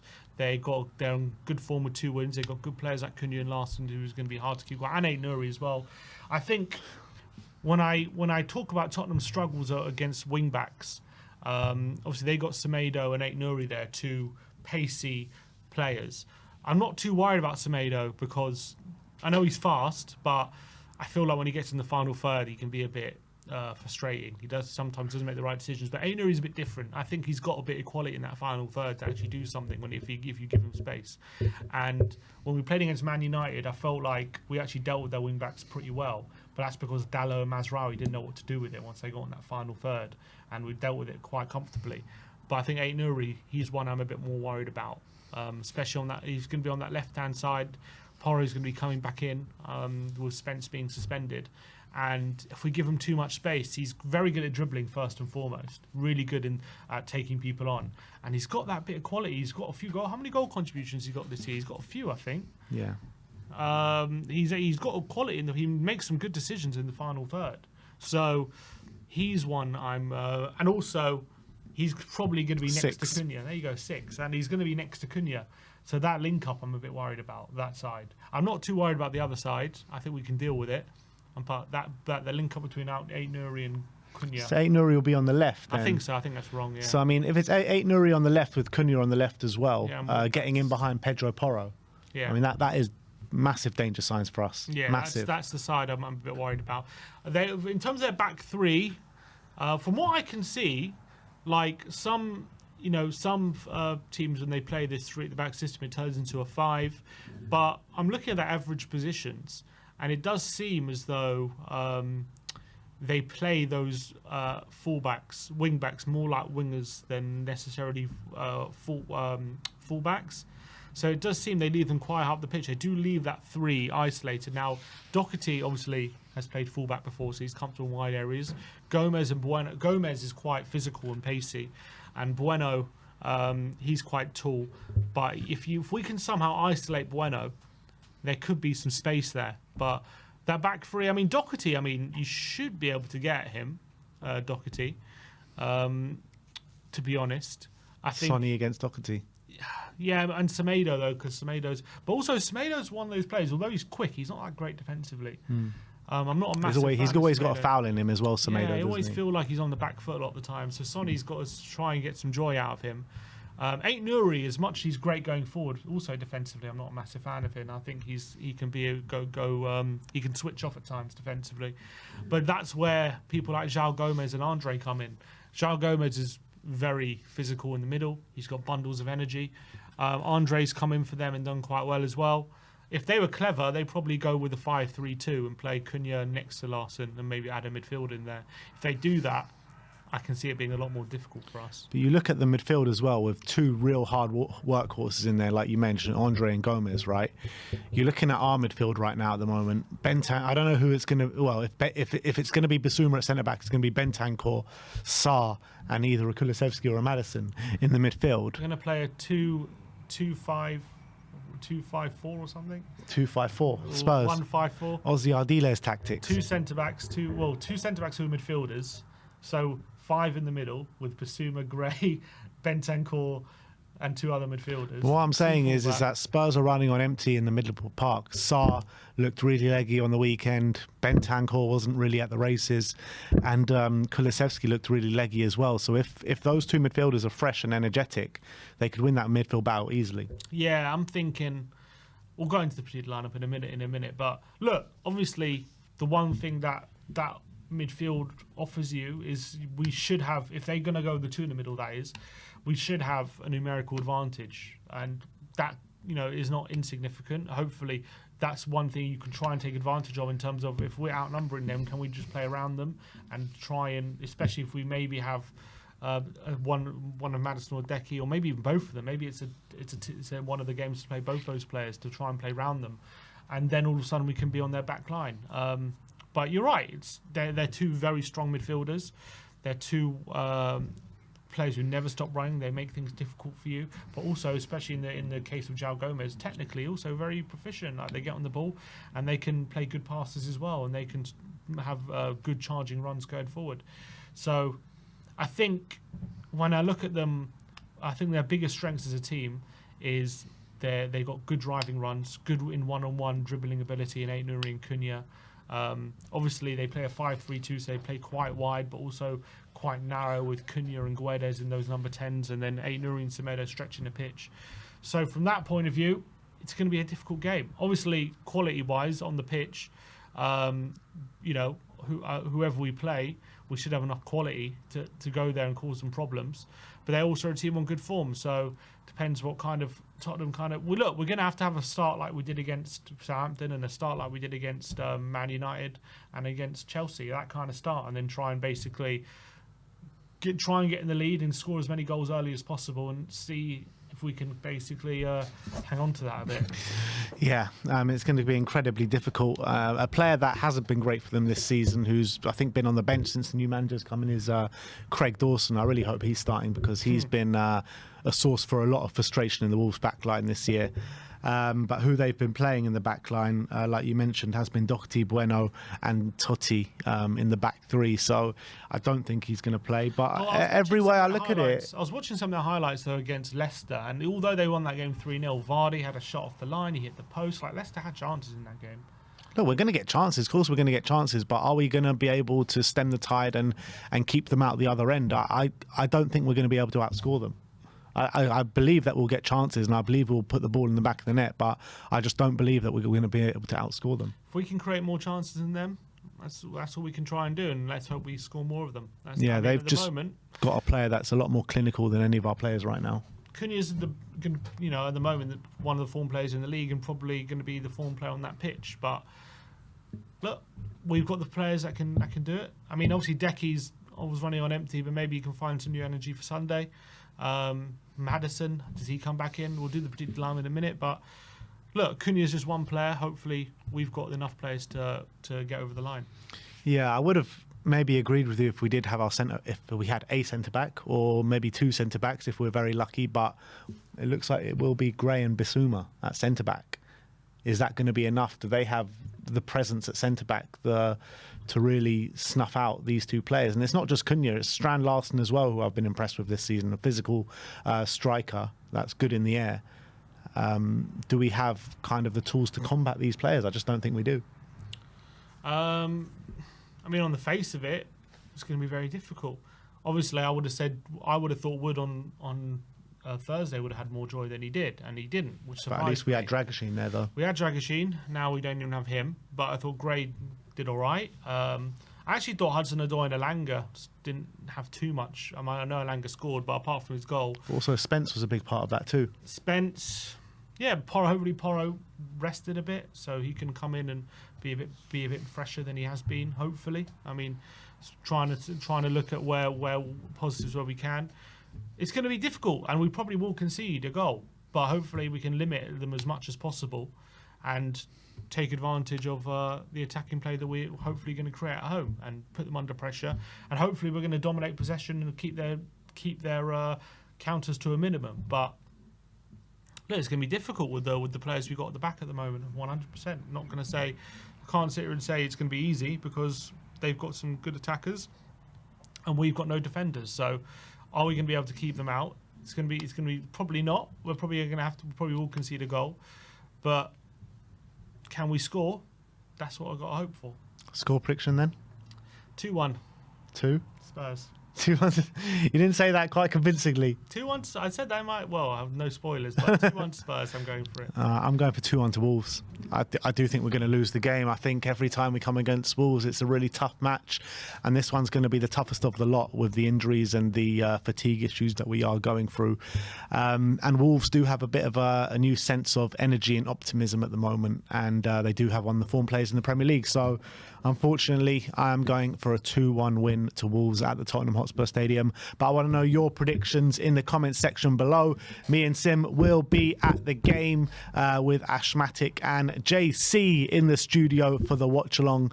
But let's move on and let's go to our predicted lineup. Do you want to? Yeah. We're going to get the predicted lineup in a minute, but let's look at some of your predictions. Get your predictions in the comment section, guys, and I'll bring them up on screen. We've got big up Brian Daigle in the comments. Big Brian Daigle. 1 sec. A lot of people saying they miss Paratici badly in the comments. Well, he's still in the. He's still at the club. He's still doing his thing. Of course he is. Can't get rid of him that easily. All right. Let's get into the predicted lineup. Ange was speaking in his press conference yesterday, and let's get into that extensive injury list. Yeah, so, I mean, Romero, Richarlison, Odegaard, Vicario, Van der Ven, all still fairly long-term absentees, so we're probably not going to see them, most of them, till maybe after Jan, but in terms of Romero, Van der Ven, till probably mid-Jan. Ben Davies had a setback in recovering from his injury, so he's going to be out for another couple of weeks, so he's not going to be available for Sunday. Obviously, Jed Spence is suspended after being sent off late in the game against Forest, and Dragoshin had a knock on the ankle. We don't know actually how bad it is, but all we know is he was painful enough that he couldn't continue against Forest and had to go off early. And look, he was asked, Ange, can Basuma play centre-back? His answer was interesting, but I don't know, in terms of the rumours, it doesn't really lead into them. But he said, Basuma's never played there before. I only played him there because I had no one else on the bench. So that was the only reason. So Dorrington was on the bench, wasn't he? Huh? Dorrington, was he not on the bench? Oh, I thought he was. No.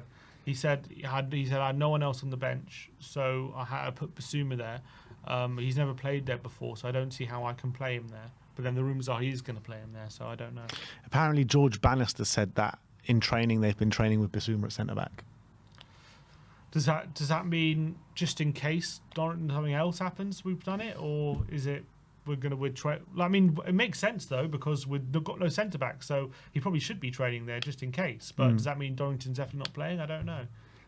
Yeah, it doesn't necessarily mean that. It doesn't necessarily mean it, but was Dorrington not in training as well? I guess he was. I guess he was. So look, we'll see. I personally we'll get into the centre backs in a minute, but let's start off with the goalkeeper, and obviously it will be Fraser Forster. Big Fraser, yeah, hasn't been quite as good as he had been in the past few games. Albeit Forest, I don't think he did too much wrong. But obviously United wasn't great. Liverpool wasn't great as well. So obviously now cast a bit more doubt about whether we should get a keeper in January. But yeah, he's going to play. He got no other option. Right back, we're going to look at Pedro Porro to make a return. Jed Spence is suspended coming into this game after his sending off at Forest, and hopefully he, with a bit of a rest behind his belt, even though it's not too much of a rest, but he's been out on his feet for a number of weeks now, and I think he needs a bit of a prolonged period of rest, but hopefully he can come in and provide for us. Well, Jed's put to bed any chance of that, so Porro comes back in. Hopefully, look, he came on for how long against Forest? 10 minutes. So hopefully he should be a bit more refreshed than we have seen him of late. He's going to have a lot to work on though, because Cunha, Nuri, it's going to be difficult. So we're going to need him at his freshest. Yeah. Now the centre-back situation. Obviously, no fit centre-backs in the squad. The one that's definite and a dead cert to play is going to be Archie Gray. Yeah. Probably on the left-hand side, I'm guessing. Obviously, if Davis was fit, I would say Gray moves over to the right and Davis is there, but Davis isn't fit. So, yeah, I mean, it's mad that Gray is going to be our senior centre-back here, which is pretty mad to think about. Madness. Well, you never know. I actually think it will be Bissouma at centre-back. I want it to be Dorrington. I really do. We don't have Dorrington as an option, so it's going to have to be Bissouma. Well, I do think it's going to be Bissouma. I just got to feel like because Bissouma is a bit more of an experienced player in the squad, I feel he's going to go for him. Yeah, I'm not 100% sure what. I mean, judging by what he said, I mean, it sounds like he's leaning towards Dorrington by his words, but the rumours are, Bissouma's been seen in training, practicing the centre-back. He's the one who came on. Obviously, Dorrington was in the squad, but he is the one who played there for a few minutes against Forest. So, look, we're going to have to go with Bissouma. Got no choice. So Porro right back, Bissouma and Archie Gray as the centre-back pairing. At left-back will be Destiny Udogie, who I thought looked sharp in the opening 25 minutes, but it's not exactly the Bissouma the Udogie which, who caught our hearts last season. Yeah, going to need more from him for sure. Up against probably Semedo, who's one of those players who, who's very quick, very physical, but also sometimes can switch off. So he's going to have to try and take advantage of that. But he's going to have to play. But interesting, now midfield. Going to be interesting. Bentancur is the... Bentancur will play the 6, but then... But Bentancur was terrible. He really was terrible at City Ground. Yeah. And I don't know why that was. He was much better when he came on. He was. I want to see Bergvall start this game alongside him. Yeah. And I think if I'm going to pick a midfield 3 who I want to start, it's going to be Bentancur, Bergvall, and Maddison. Yeah, that's what I'm thinking as well. That's what I was going to say, because I think you play that. You play Bergvall. Where is he? On the right here. Add a bit more energy and freshness as well. Obviously, Maddison didn't start on the weekend, so he probably comes back in. And then I'm guessing you put Decky out wide on the right hand side. But I mean, it's this midfield 3. Let's just talk about the midfield for a second, because I think Bergvall has actually earned his start. Because he's been playing very well every time he's come on. He started the game against Southampton. I thought he put in a good performance.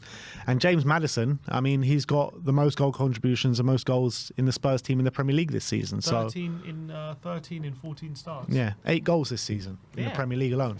I think he's got more than the whole of last season already for him. He has, yeah.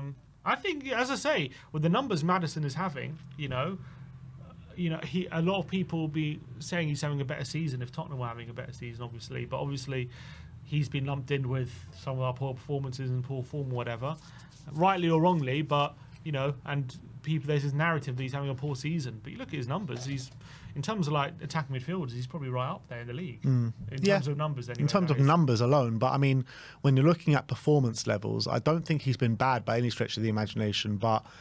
You look at why he's being lumped in there. He's no Dejan Kulusevski. Kulusevski's performance levels has been like so consistent all season, where I think Maddison's has fluctuated a bit.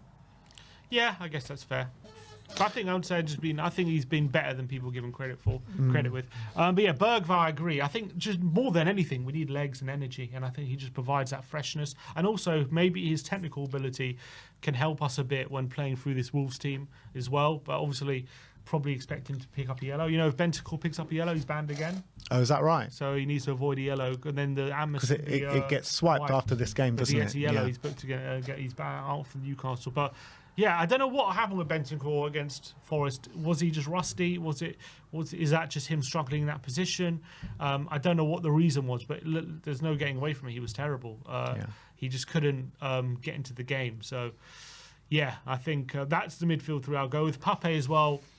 You saw as well, Pape had a break before, I think it was a Southampton game, and then came back in against Southampton and was brilliant. So I think just needs that freshness. I think he needs that little bit of break, and then maybe against Newcastle he comes back in. So, yeah, that's a midfield three I'd go with. I agree.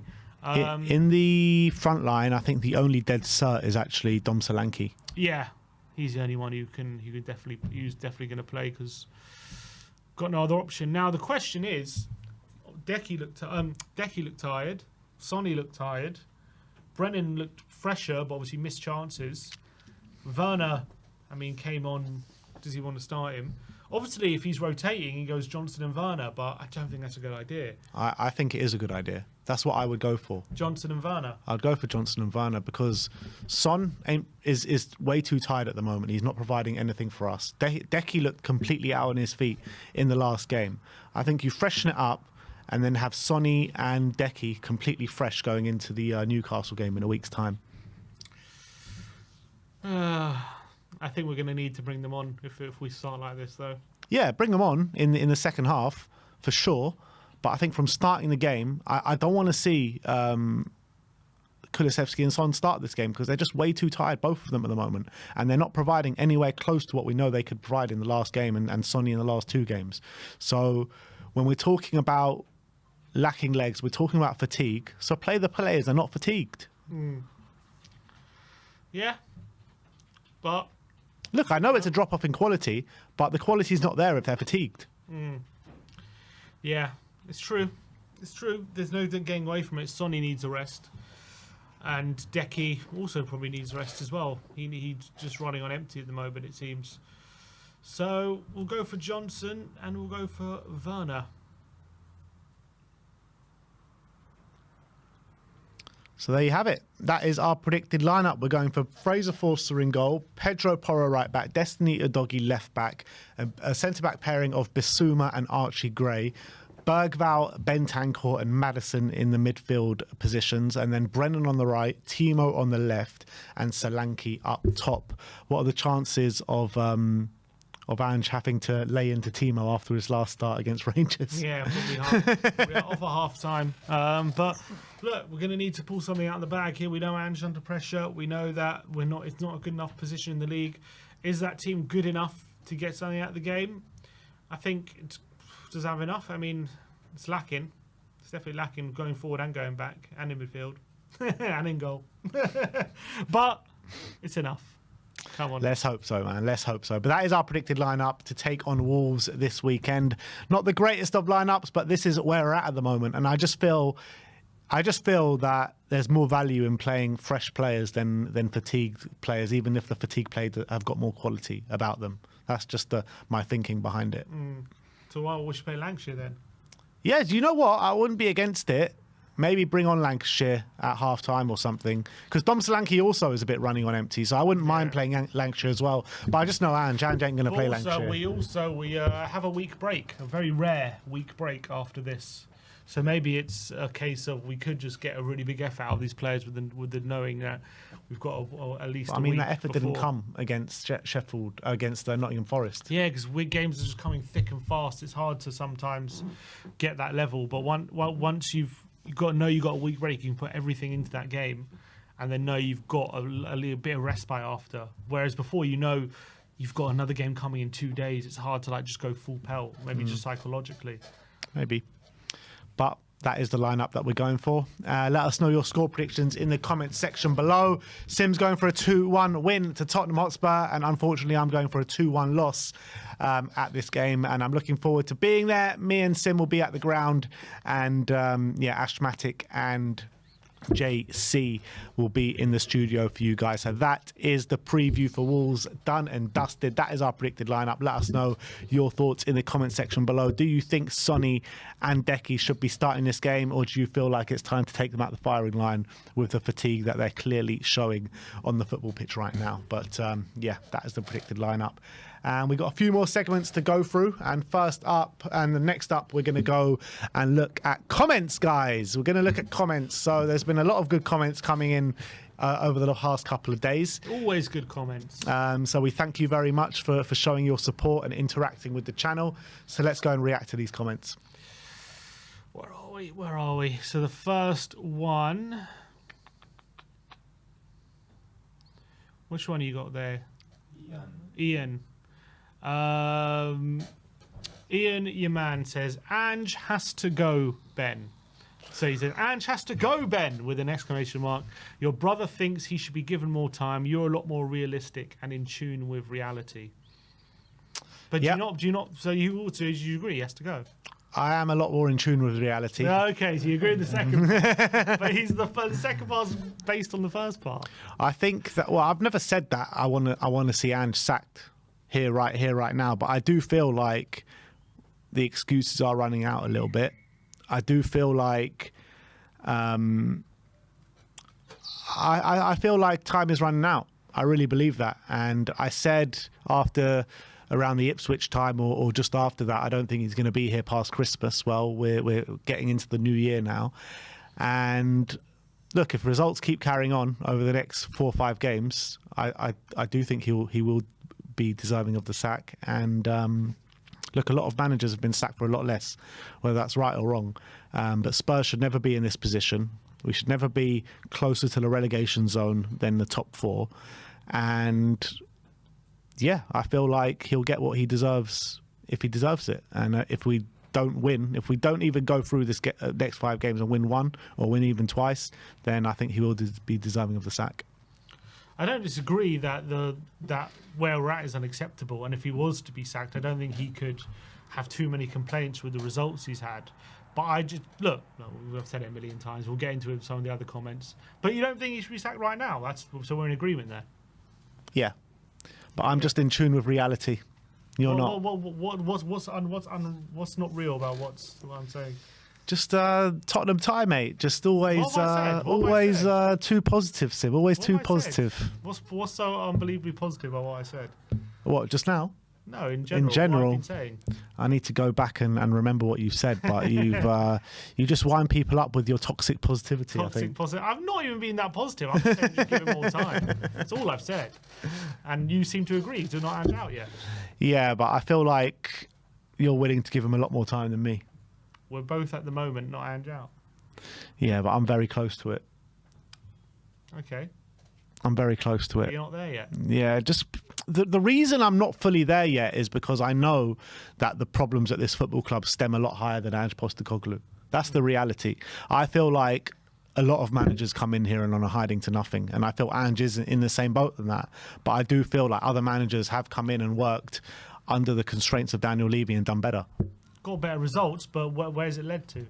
I mean, this ain't leading to anywhere either. We don't know that. I mean, I think it's clear to see where it's leading, and it's not leading to anywhere. We don't know that. I think it's too. I think at the moment, I just think it's too early. I think you might as well look. It might be. You might be right, and all the evidence suggests that it's not leading anywhere at the moment.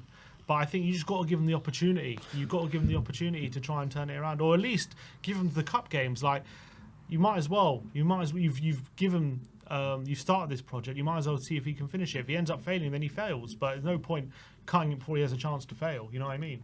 He has failed. He hasn't failed. He's failing. It's different. He's failing, yeah. Failing. But I mean, when's the last time we've been in this position at this stage of a season? I don't remember it. Yeah, but this cycle keeps happening. It keeps happening. Not this bad though. Okay, this is worse as it's ever been, but still, I still think we need to push through it at the moment. And look, right now it's hard to do that because. So I'm saying the next 5 games could be a breaking point for me, right? That's what I'm saying. When could the breaking point be for you? When could the breaking point be for me? I think we just got to give him the season. Just got to give him the season for me. So even if we go and lose our next 5 games, you still think we should stick with it? Depending on what I'm seeing on the pitch, but yeah. Okay, let's move on to the next comment. Adude7667 says we could get relegated and Sim would still back this manager. Absolute clown. We got that part. Do people not want a trophy? You wouldn't want the playoffs or a championship? You wouldn't want a nice open top bus parade? My dad once said that his best season supporting Spurs was the season after we got relegated in the second division, battering every team. And to bring the joy back to Spurs. And we still bottled that season and didn't finish top, but I think we finished second or third and we got promoted. You don't want Ange to bring the joy back to Spurs? Oh mate. Obviously. I'm not going to be happy if we get relegated, put it that way. Absolute clown, Sim. I'm not going to back him if we're in a relegation fight. Big Ads 4217 couldn't agree more with Sim. Fully understand that Ange and his team ain't performing, but if you can name me a manager out there that is theoretically better and that can get guaranteed a prolonged improvement in this team, then please reply to this. I believe and hope that Ange is the best we can get right now, and if it clicks, we'll be back up with the best. That being said, the second we get out Europa, I think he has to go. Liverpool is Carabao is a dream and could happen, but I'm not expecting us to go through. Peace, Ads. Yeah, I mean, it's hard to say like who's going to be a guaranteed improvement because you don't know until someone's in the job. But I do feel like someone that can adapt to situations. I just don't feel like Ange can adapt to situations.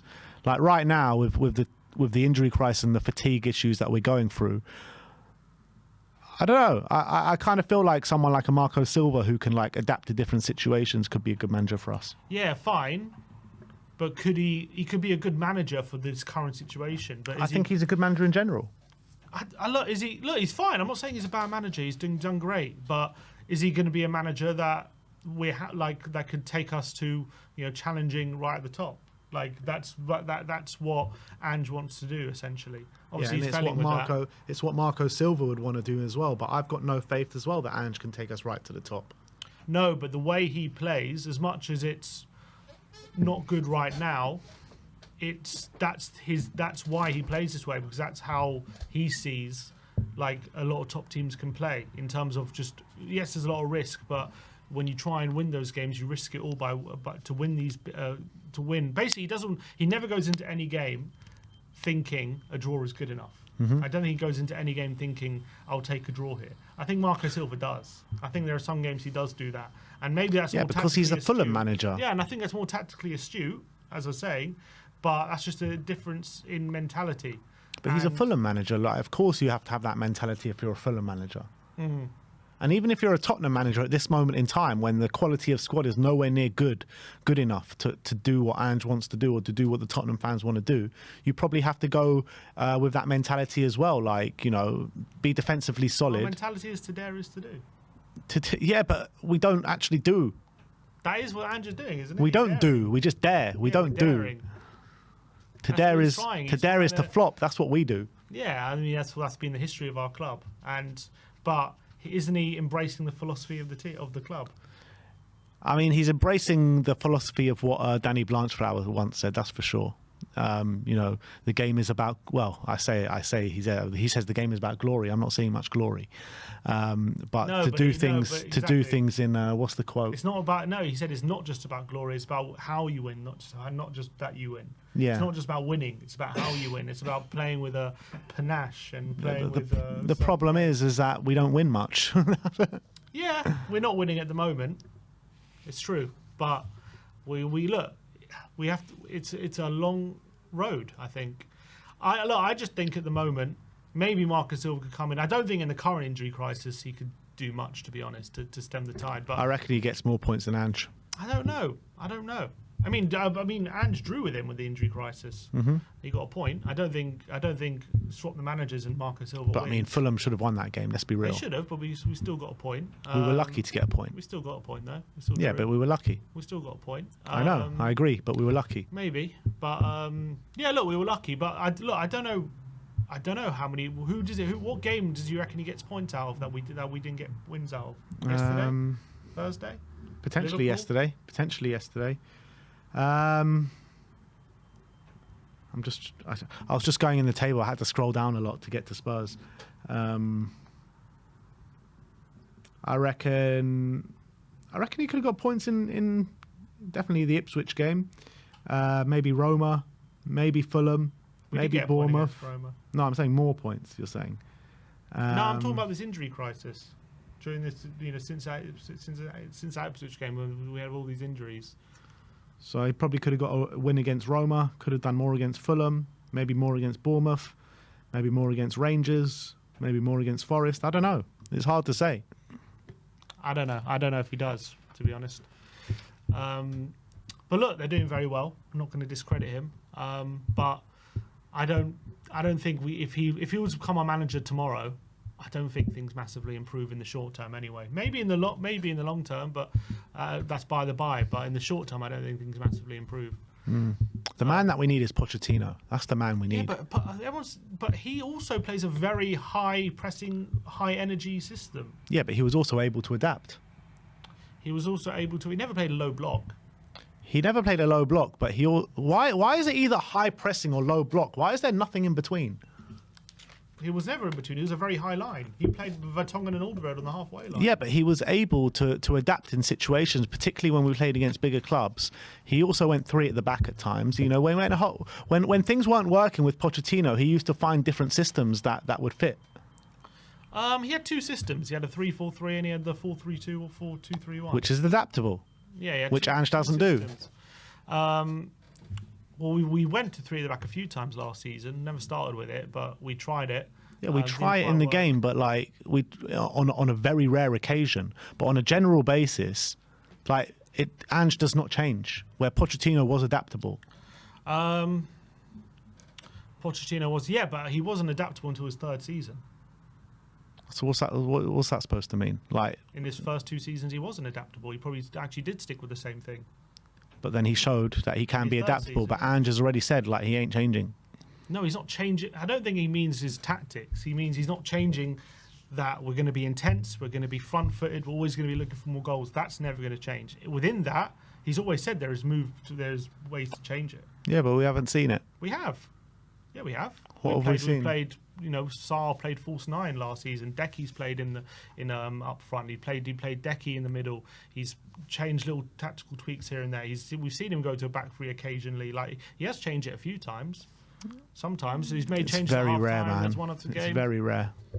Yeah, because if you've got a way of playing, right, and you believe that's the best way to play, you're not just going to keep abandoning it all the time. But if it's not working, then why not?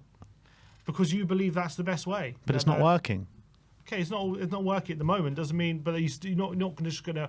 It's not working now. It wasn't working at the back end of last season. Tell me when it has worked. It's worked on a few odd games this season, and it worked the first 10 games of last season. On a general basis, when has it worked?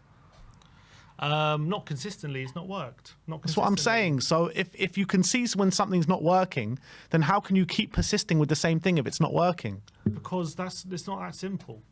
Football's not that simple. Because something's not working at the moment because you've got certain problems doesn't mean it's never going to work. That's his philosophy, and that's what he wants to instill in this team. And if you abandon it every time it goes wrong, then it was never worth going for in the first place. You know what I mean? Well, you need to try I don't it. think every manager, when they have a look, every manager has a way of playing, right? And they don't just abandon it every time it goes wrong. But this is a prolonged period of time, though. We're not talking about 1 or 2 games. We're talking about a long time now. We're talking about a year's time where it just hasn't worked on a consistent basis, and it's worked. You know, we can all count on probably one hand or maybe 1.5 hands, like how many times it's actually properly worked for us, like in the last year. Okay, there's a number of reasons for that, and also, yeah, he has to do better. Ange has to do better in maybe getting his message across or implementing the system or whatever it is. But I can understand his point of view that when he says I'm not going to change, that like I think you need a manager like that in a way if you're going to reach the very top. Even though right now it's not working, it's important to be stubborn in a way, because if you fully believe in your way of playing, and if you do keep abandoning it every time it goes wrong, right, then you're never going to implement it properly. It's never going to happen, because everyone's going to keep expecting you to abandon it every time we're losing a game. It doesn't look like it is changing for the better, though, does it? Yeah, right now it's very, very difficult to see. Right now, look, let's move on to the next thing. BSA Barkley says, I don't think Sim knows when to fold him. IIR, what's IIRC stand for? IIRC. He still backed Conte to the end, and the man had a literal breakdown. We're 8 points off the relegation, so mid-season, and he seems to have no doubts. I never said I had no doubts. I've never said I have no doubts. Obviously, the way things are going are not good, and I'm not happy with it. And the jury's very much out whether he's definitely the guy. But what I would say is, right now, you're better off persisting with this pain and seeing if he can push through it, rather than just sacking him and going in a different direction. Because I'm saying the potential upside to sticking through it and it changing is much greater than changing a manager and then him turning it around, because that's a new project and let's all change again, and then you're back to square one in a way. So I think you're better off seeing if he can change it around. If he can't, if he definitely can't do it, then you change it. But until that point, I would stick with him. The reality is, though, like, I get what you're saying, and I do, and I've always, look, I've said it 1,000 times that this managerial merry-go-round is just not, it's not fit for purpose. It doesn't work, and it's very frustrating for all of us to keep starting again. But if you do get the right guy in, then that can stop. And whether you think Ange is the right guy, that I potentially, look, I'm more swaying towards him not being the right guy to him being the right guy. But the next manager, it can get a lot better very quickly if it is the right guy. But I don't trust the board even to get the right guy. See, I disagree with you only because of the situation we're in. I think in the short term, any manager who comes in is going to have the same problems that Ange is contending with. And maybe they play their hand better than Ange, and maybe they tweak some tactics here and there, but a new manager's not going to bring centre-backs back. A new manager's not going to have this team getting this team more energy. Maybe he tries to implement a system that conserves energy a bit or something, but does that guarantee winning games at the moment? I just think a new manager in the short term, whoever manager we come in, if you're going to sack Ange because you're looking for a short-term manager bounce. We've had this conversation. I told you I'm not just looking to sack Ange for a short-term manager bounce. But you just said it can get good very quickly. I'm saying I disagree with that. It can get good very well. And when I say very quickly, I mean from now until the end of the season, not just like in the short next 5 games. I'm talking about from now until the end of the season. I think it can get better very quickly. What I'm talking about is that what you're talking about is it's not going to bring the centre-backs in. 100% it's not going to bring the centre-backs in, but it was also going bad when we had the centre-backs. Not as bad as it is now, though. Obviously not as bad as it is now, but it was still going bad. It was bad, yeah, but I think it was still, you could still see better. You were seeing better performances, I think, in general. Anyway, also I'm very interested to see how Ange does once we get to the knockouts in the Europa League, because I do think the way we play would really suit a knockout tournament like that, 2 over 2 legs. Leon Thompson 3433 said, I can understand why they went for Ange after years of negative play, and I can't fault his positivity he's brought to Spurs, and a change of mindset was needed. Everyone blames Levy, though Spurs are the 4th biggest spenders in the league. Ange has been supported, however it's pretty clear Ange is out of his depth, won't adjust his tactics when they are clearly not working, and plays a high line with injured players. The fans are not amused. this whole thing about Ange being supported, maybe he has been supported, but he hasn't been supported as adequately as he should have been. That's the reality. You're looking at the quality of player that we're bringing in. Some of them have been brilliant. You know, the likes of Mickey van der Ven, obviously brilliant player. But if you keep going on this general basis in the way that we maneuver around transfer windows, you're not going to get anywhere very quickly. And I think it's a very hit and miss approach. Very quickly, I agree. It's going to take time. That's reality. And that's why if you're going to go down this project, you have to invest the time in it. Otherwise, there was no point starting it in the first place. That's why I'm saying stick with it. Because but Ange never manages anyone past 3 years. Yeah, but this is the hardest job he's had. And I don't like, I heard this narrative as well about Ange. He plays the way he is because he's always been in the best team. It's not true. He's not joined teams, apart from Celtic, he's not joined teams who have been the best team at all. And he's turned them into the best team with the way he's playing. Now, obviously, these are lesser leagues and less tactically maybe aware leagues with less resource, all these different things. That's true. But the narrative that he always goes into the best team in the league and wins the league, that's not true at all. No, I don't. I agree with you on that one. But the Premier League is a different kettle of fish. It is. And you got to remember, you're right. It's his hardest job, and he's probably also still adjusting to it as much as everyone else is. But look. At Spurs, you don't get time to adjust. That's reality. You sink or you swim. And at the moment, look, he's sinking. But doesn't mean he will sink fully. Yeah, I do think that's the case in most Premier League jobs these days. Mark W7899. Sim is glass half full, fair enough. But the fact is our manager is a one-trick pony. It would be good if he did try anything to adapt to our situation. He just doesn't. The right manager would adapt to each game on game-by-game basis to suit the opposition. Ange just doesn't. Sim, why is that so difficult to comprehend? Why, Sim? Why is it so difficult to comprehend? I don't think managers adapt every single game to every situation and change it up every game and implement a new... You can't. When you're playing every 3 days, there's not enough time on the training ground to implement systems for every single game. You've got to have a base system. And yes, you make tactical tweaks within that system based on sometimes who you're playing or some weaknesses or some advantage you feel like you can get tactically. But I don't think the managers... adapt totally in every single game. Like each top manager will have a base way of playing, and they will stick to that with making tactical adjustments in the game if need be, and certain things. Now, can Ange do more of that? Potentially. I've seen him make tactical adjustments. Some of them they work, some of them they don't.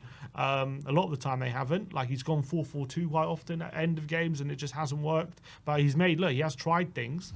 But I think people throw that accusation at him because I think Ange doesn't help himself. And he says, I'm not going to change my approach. I'm always going to play this way, all that. I'm not going to change when he says. But I think people conflate that. When he says, I'm not going to change, I don't think he means, like, in my mind anyway, I don't think he means these players are going to do this and these players are what other players I've asked them to do on the pitch, right, in terms of tactically and positioning, whatever, that's never going to change. Like, that's what he's saying. I've got this tactic, and once you work that tactic out, I'm not changing, and it's going to carry on that tactic.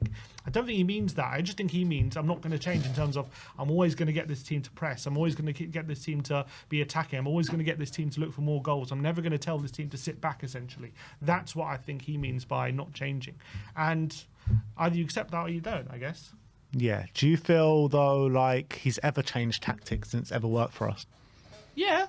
I think so. That was that game. The game against West Ham in the season, we were struggling a bit. It was 1-1. He takes off Maddison, who just got an assist. He brings on Sarr at half time, which no one expected. We end up winning the game 4-1. We changed it a bit. That wasn't tactical change.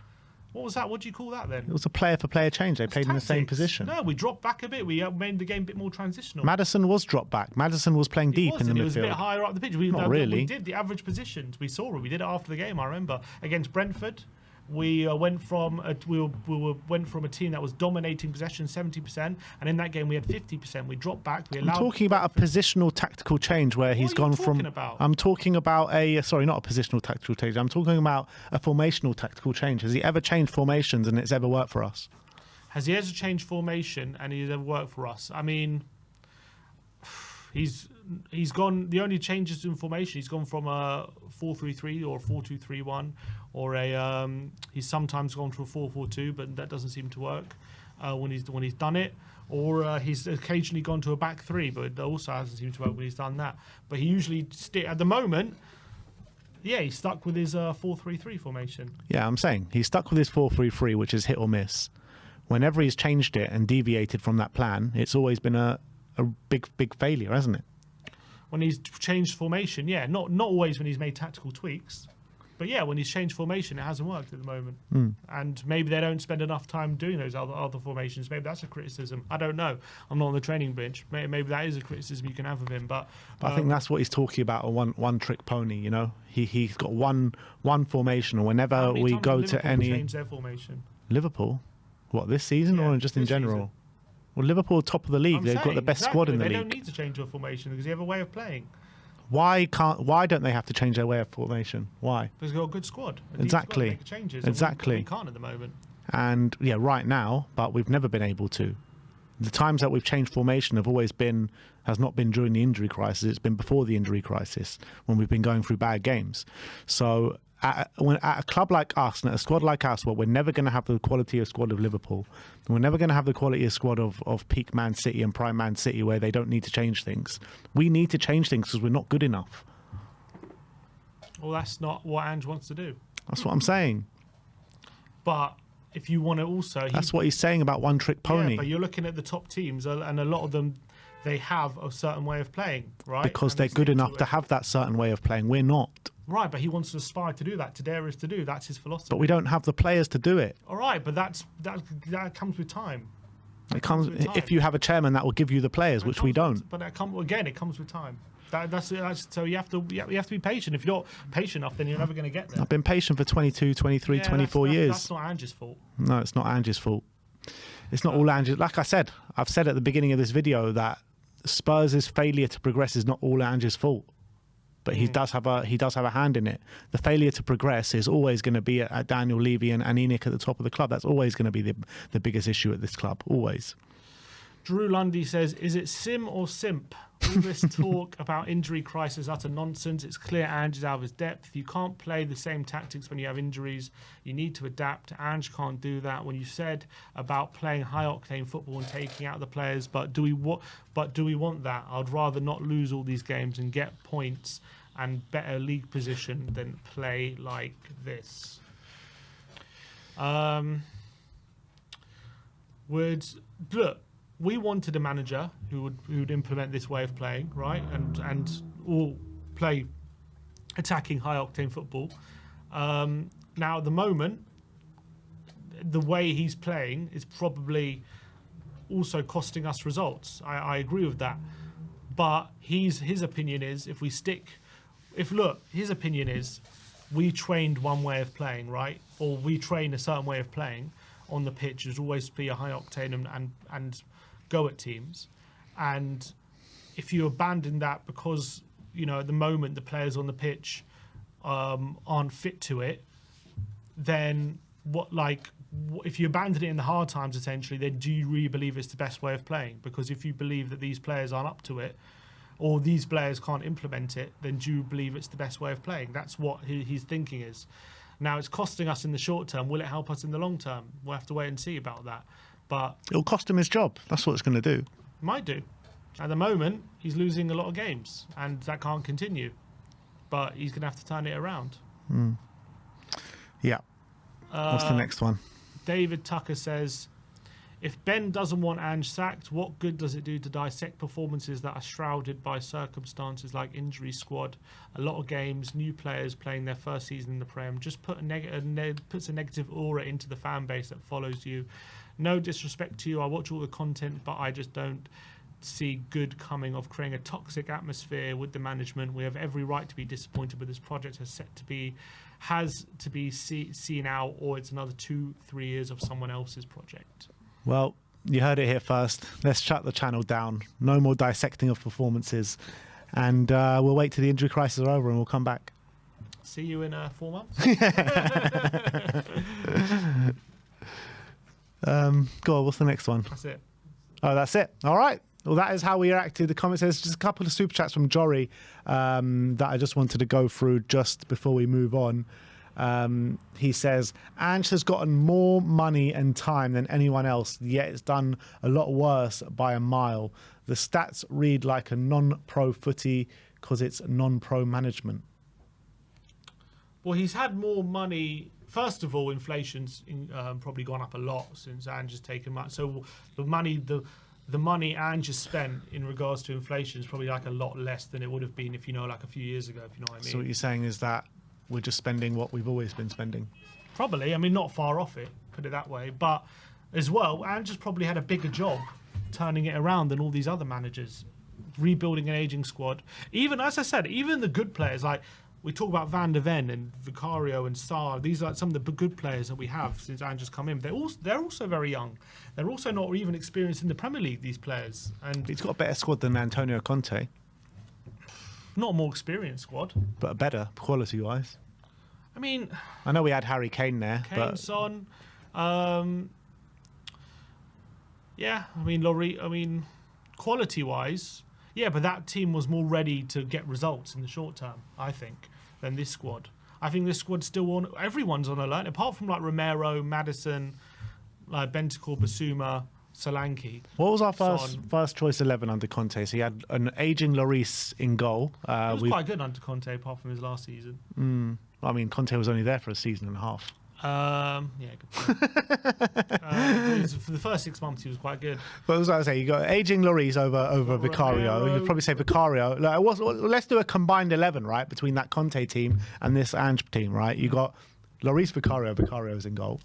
Yeah. Yeah, but it's different formations. So you had Dyer, Romero, and Davis, probably back three. Yeah. So who would be the first two choices out of that centre back? Obviously, Romero is Romero, and then you got Romero and Van der Ven both get into that team. Yeah. You've got who's right back? Right back gets Emerson, Porro gets in. Udogie gets in. Had a Perisic. So that's the whole of the defence. In the midfield, it was Bentancur. And Højbjerg. Højbjerg for Sarr. You'd probably say who gets in, Højbjerg or Sarr? I mean, Sarr. I'd take Sarr, but I think Højbjerg is probably, the more experienced. He's more Premier League experience. He's probably more. He's an international player. Like, I think the level's probably not that different. I think Sarr's a better player and a much, much higher ceiling. But as current players, it's probably not that different. Okay. And we didn't have an attacking midfielder in the Conte team. No, you had Prime Kane, you had Prime Son, and you had Decky off the right. It was obviously great Decky as well. Yeah, but Decky's better this season than he was probably ever under Conte, in my opinion. So you're talking about bar one or two players, this first 11's a lot better. I think quality-wise, probably, but as I say, like Van der Ven, right? He's only had a season in the Prem. Same with the Doggy. These are players very, very early on in all their careers. Yeah, but they're still showing a lot more than what our defenders and these guys in comparison showed under Conte. They're showing a lot more than what they showed. Look, Conte was definitely hamstrung as well. I agree with that. And he was consistently able to keep us around that fourth mark. He's a world-class manager. Mm-hmm. But he's always also good for the short term. Yeah. You can't rebuild anything with him. I mean, what can you... But Ange has also only stayed at clubs for 3 years. Yeah, but he's also known for bringing in young players. He's known for rebuilding teams. That's what he's done. As much as you're right, and that's also a point. Why you give a rebuild to a manager who doesn't stay for long term? That's a good point. But what he's actually done, and if you actually look at the jobs he's done, he gets rid of old players. He brings in younger players. He's done it consistently, and he brings in this way of playing. That's what he's always done. So that's the job he's been tasked with at Tottenham. Conte was never tasked with that job. It was very, very different. Conte is you get him in, right, and you give him loads of money and you implement his system, and he can get you to win a trophy or something. Very like in the next 2 years. He usually rigs things up completely. Usually the first season it's a bit more difficult and it's a lot of change. Usually you start reaping the benefits in the second season. Now it's not happening at the moment for one reason or another. Maybe in the Premier League it's going to take longer, or maybe it's just never going to work. But it's a different kind of job. Yeah, I agree with that, but I'm just saying that Conte was doing better with a worse squad than Ange is doing with a better squad. That's all I'm saying. And I don't think it's hard to disagree. It's hard to... it would be hard to disagree that. Jory also says with the super chat saying Ange has landed us in a fatigue deficit that's eroding quality, fitness, health and belief. If we persist with Ange Ball, it will deepen. I mean, people, I don't know if we should be blaming Ange for the injury crisis. Obviously, there's evidence there to suggest he hasn't helped it when he's rushed some players back potentially. We know with Van der Ven, he said it was a risk to play him, and he played him and he got injured. But again, we're not the only team to play high-octane football or have ever done it. Like, he's not the first manager to do it. Maybe there's a problem with the synergy between him and the medical staff. Maybe there is an issue there. I don't know. I don't know the background, but it's possible to play high-pressing football with a lot of running and not have the level of injuries we've had. Obviously, you're going to have to. You probably with the way we play, the level of injuries will probably be more than some other teams potentially. I think maybe that's something you have to accept. But I think the level of injuries we have is. I mean, it's not his fault. Like Vicario's out for so long. Mm-hmm. Like some of these injuries is non-avoidable. There's nothing you can do about it. I don't know. I don't know if I blame him for the injury crisis. I don't know. I'm trying to think under Poch, did we have an injury crisis? We never. I don't think we've ever had injury crisis as bad as these two last seasons. That is the reality. I don't know if I'm going to put it down to Ange or whatever. We have had injuries we've had major injuries under every manager, but it's never been like this for the past 2 seasons. No, it's been crazy, and always it seems to be similar positions all out at the same time. Yeah, and that's why, and I think there's a reason for that, because once someone picks up an injury, then his replacement is getting overplayed because he can't change him, and then they end up getting injured, and so it's kind of like a circular cycle, which leads to where we are now at the moment with 10 injuries. All right. Well, that is that. We're going to have the last segment of the stream, which is going to be Predict the Prem, where me and my brother go head-to-head in predicting Premier League outcomes. 5 points for a completely correct scoreline, 1 point for a correct result, and the star man, once you pick that man, you can't pick them again for the rest of the season. 5 points for a goal, 2 points for assist, 162 to 158 in my favour. The last Predict the Prem of 2024, people. Who is going to take the lead going into 2025? And we're going to start off with Leicester against Manchester City. Sim has gone for 2-1 to City. Yeah, I think surely even Leicester can't win against City. I mean, you never know. I mean, I haven't been impressed, to be honest, since Ruud's taken over. I don't think they've been that great. I think they concede a lot of goals. I think he hasn't really stemmed the tide defensively. In fact, they've probably got worse defensively. Going forward, maybe things have improved a tad, but not enough to justify how bad things have been defensively. I think he conceded over 100 shots over the past 4 games. City are clearly struggling, but this is one game where I think they probably will go over the line. Yeah, I feel like City have been creating chances, and I feel like Leicester are the most open team in the league right now, and I think City will finally get a win. I don't think it's going to stray them on course and they'll go on a big winning run after this, but I just feel like Man City are coming up against probably the worst team on current form in the Premier League, who are just like an open house pretty much at the back. And I think maybe Erling Haaland might even get on the score sheet in this one. So I've gone for 3-1 to Manchester City. Next up is Crystal Palace against Southampton. Sim's gone for 2-0. I've only gone for 1-0. I think Southampton have actually kept it quite tight since changing their manager, not conceding too many goals. They were unlucky not to get more points against West Ham in the last game. I still feel Crystal Palace at home will have too much quality for them, but I think it'll be a fairly tight game. Yeah, I've just gone for 2 now. I think Palace in quite good form. I think they're playing quite well at the moment. They've got a good draw midweek, and Southampton still obviously had a bit of a new manager bounce to the performance, but I still think the quality is missing. I'm not sure the manager's going to start getting too much of a tune out of them, so I've gone for Palace to get another win there, 2-0. Everton against Nottingham Forest. Nuno against Deitch. Don't expect a cracker in this one. Sim's gone for 1-0. Yeah, I went for 1-0 to Everton at Goodison Park. I think Forest are not going to have the counter-attacking space they like to. I think set pieces, Everton can be quite strong. I think it's going to be quite a tight game, as you say. I think both teams, like to give the opposition the ball. I don't see too many chances created. But Everton are just riding a bit of a wave at the moment in really good form, 3 really good draws.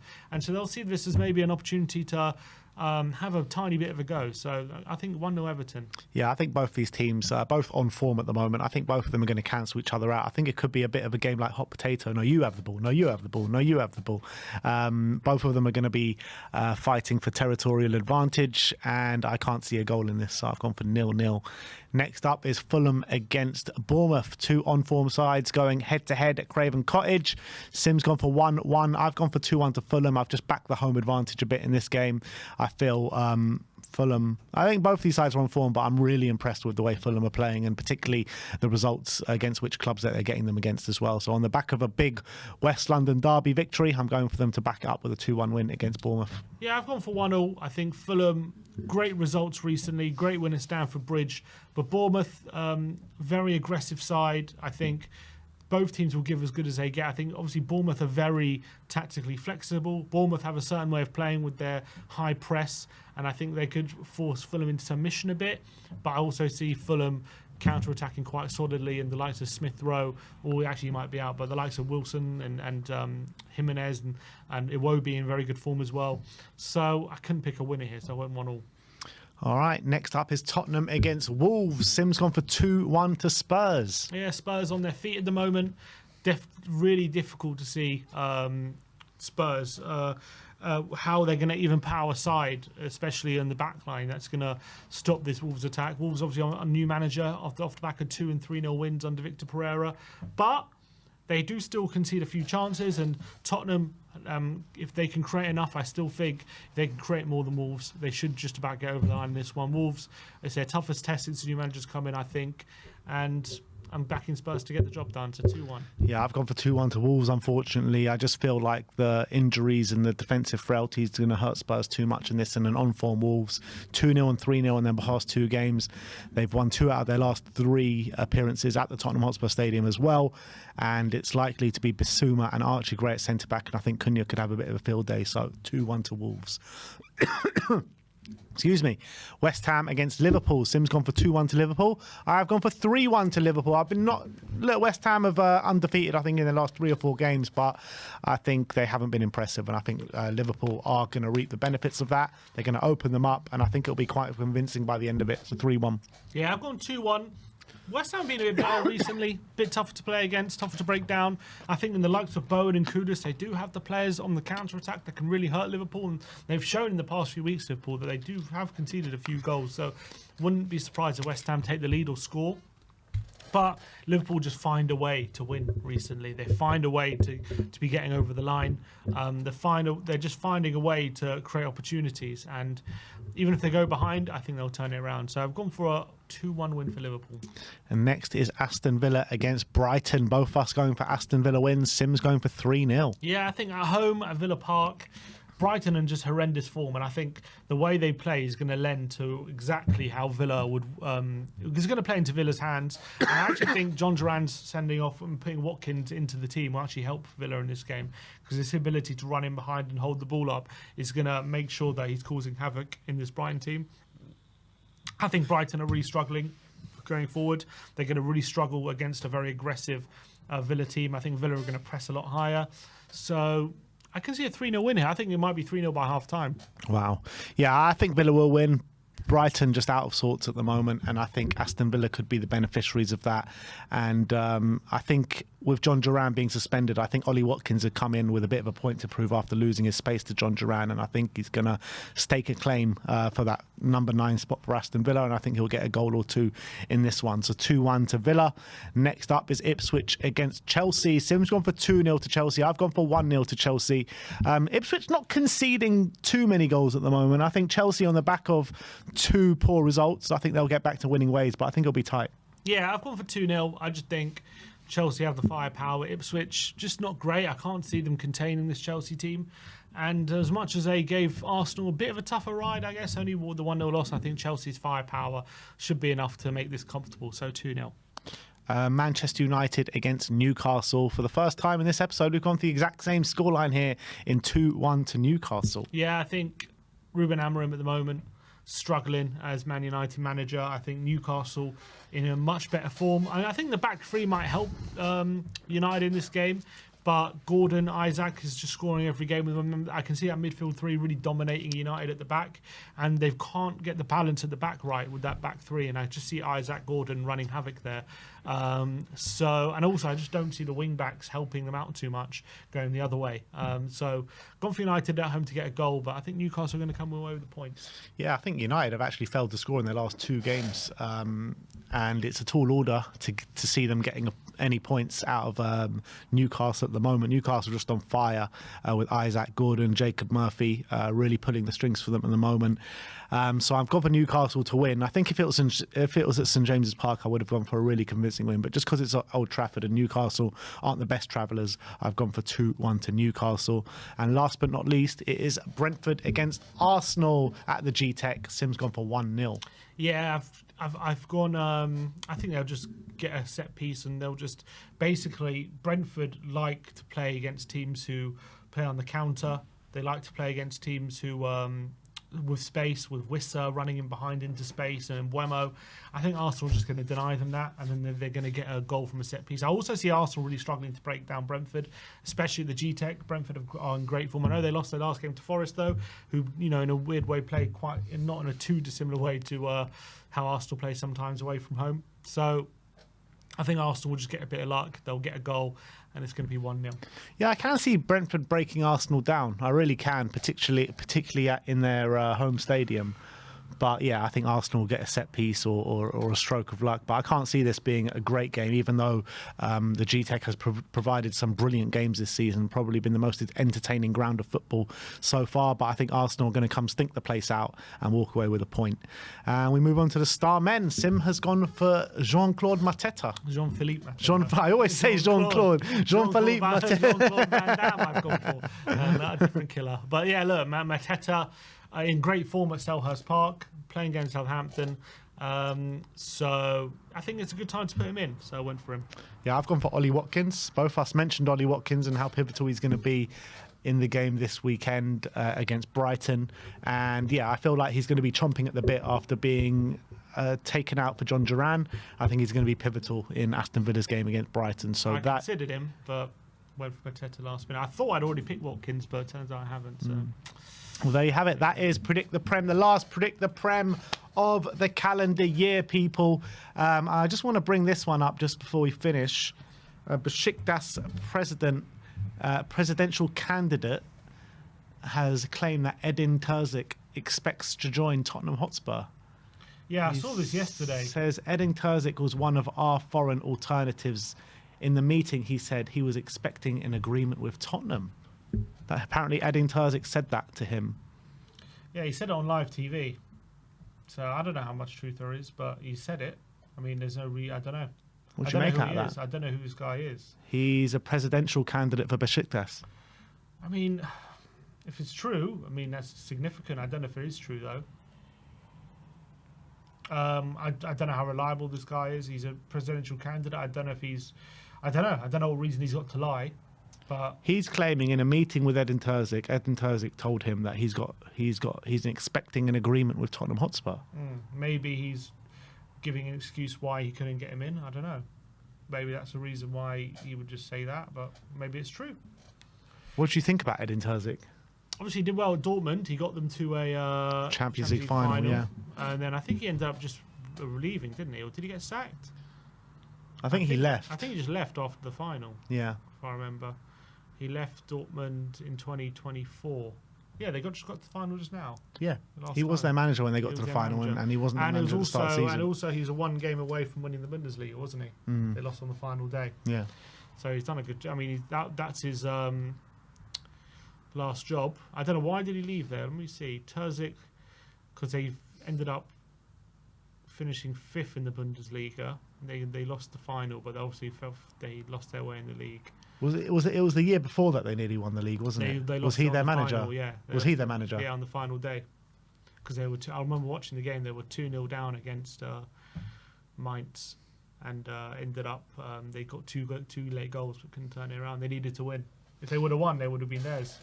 If Ange was to go, would you like to see him in? I mean, I was impressed with him at Dortmund. I wouldn't say. I mean, maybe I guess he's the name because he's free and he's on the market. So no compensation to be paid. I mean, I don't know if he's the guy. I don't know. It's hard to say. I know he's done a good job at Dortmund. That's been his only job, though. Has he not had any jobs apart from No. that? So How did he get the Dortmund job then? He's been Dortmund manager as an interim before. Must be more than interim. He was there for 32 games between December 20 and 21, and then he left for a year. For half a season. Yeah. And what's his record's been like in terms of win, losses, and draws? I mean, good. 124 games, 83 wins, 21 losses, 66% win rate. I mean, they probably wish they still had him because they're doing terribly at the moment. Yeah, Dortmund, I don't know. aren't But I they? wonder why did they leave? Because he fell away in the league, and so they decided, even though they got to a final, they would just go in the opposite direction. He was assistant to Slaven Bilic at West Ham. Oh yeah, I do remember that. Someone saying that actually. I mean, I don't know. I'm not going to sit here and say he's a bad manager or anything like that. He's done a good job in the one job he's had. Does that mean he's the guy who's going to turn it around for Tottenham? I don't necessarily know. Could he? I don't know enough about how he plays or anything like that to know if he's the right fit. I'm pretty sure he does play like attacking football and stuff. But I don't know. I mean, it's not like something that I'm desperately him to get on board with. But he's done a good job. Can't What deny would you that. be desperately on board to get on with? Nagelsmann? Nagelsmann. Yeah. Wouldn't mind that. But it's just interesting, isn't it? When I know this might not be reliable, it might be reliable, but this guy claims that this He's a is from the presidential horse's candidate. mouth. What's his what do you call it? What's his motive for making that public? I don't know. Maybe the motive is that they thought Terzic was going to go there, and he's telling people why he's not going there. Yeah, so I don't know if it's an excuse. Maybe he doesn't want to doesn't want to let people know he got rejected. I don't know. Or maybe it is true. Maybe Terzic said maybe I'll get the Tottenham job, and he's taken it a step further by saying he's been discussions. Maybe he made a joke or something. I don't know. I don't know what the situation is. Maybe it's not like a journalist saying it. This is like seems like a guy on TV. I don't know the tone of how he said it. Like I don't speak Turkish or whatever. Do you know? I don't know what was asked. Like I need to know a bit more information. It's just a bit odd for a Turkish presidential candidate to say that publicly.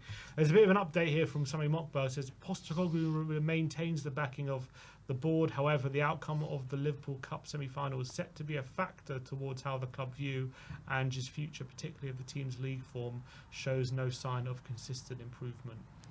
Well, you're starting to hear it come out now a little bit because a few weeks ago it was just the club are backing Ange, the club are backing Ange, the club are backing Ange, and now they're starting a bit of doubt starting to come in. The rumblings are there. Yeah. But I guess it implies if we beat Liverpool and the league form continues, we'll still be safe. Yeah, so can you see us beating Liverpool? Depends if they rest players or not. Yeah, unfortunately, I think the writing's on the wall, like I said at the beginning of this stream. So I don't want to see him get sacked, but I do think it's going that way. Look, of course, you can't continue this form. I don't deny that. We all know that. We can't continue to be. The longer we're in this position in the league, the more the pressure's going to build. There's no denying that. It's obvious. But got to give him a chance to turn it around. And he will have the chance against Liverpool in the semi-final in a week's time. Well, that's not a league form. No, but he's saying it's going to be a big factor in the decision.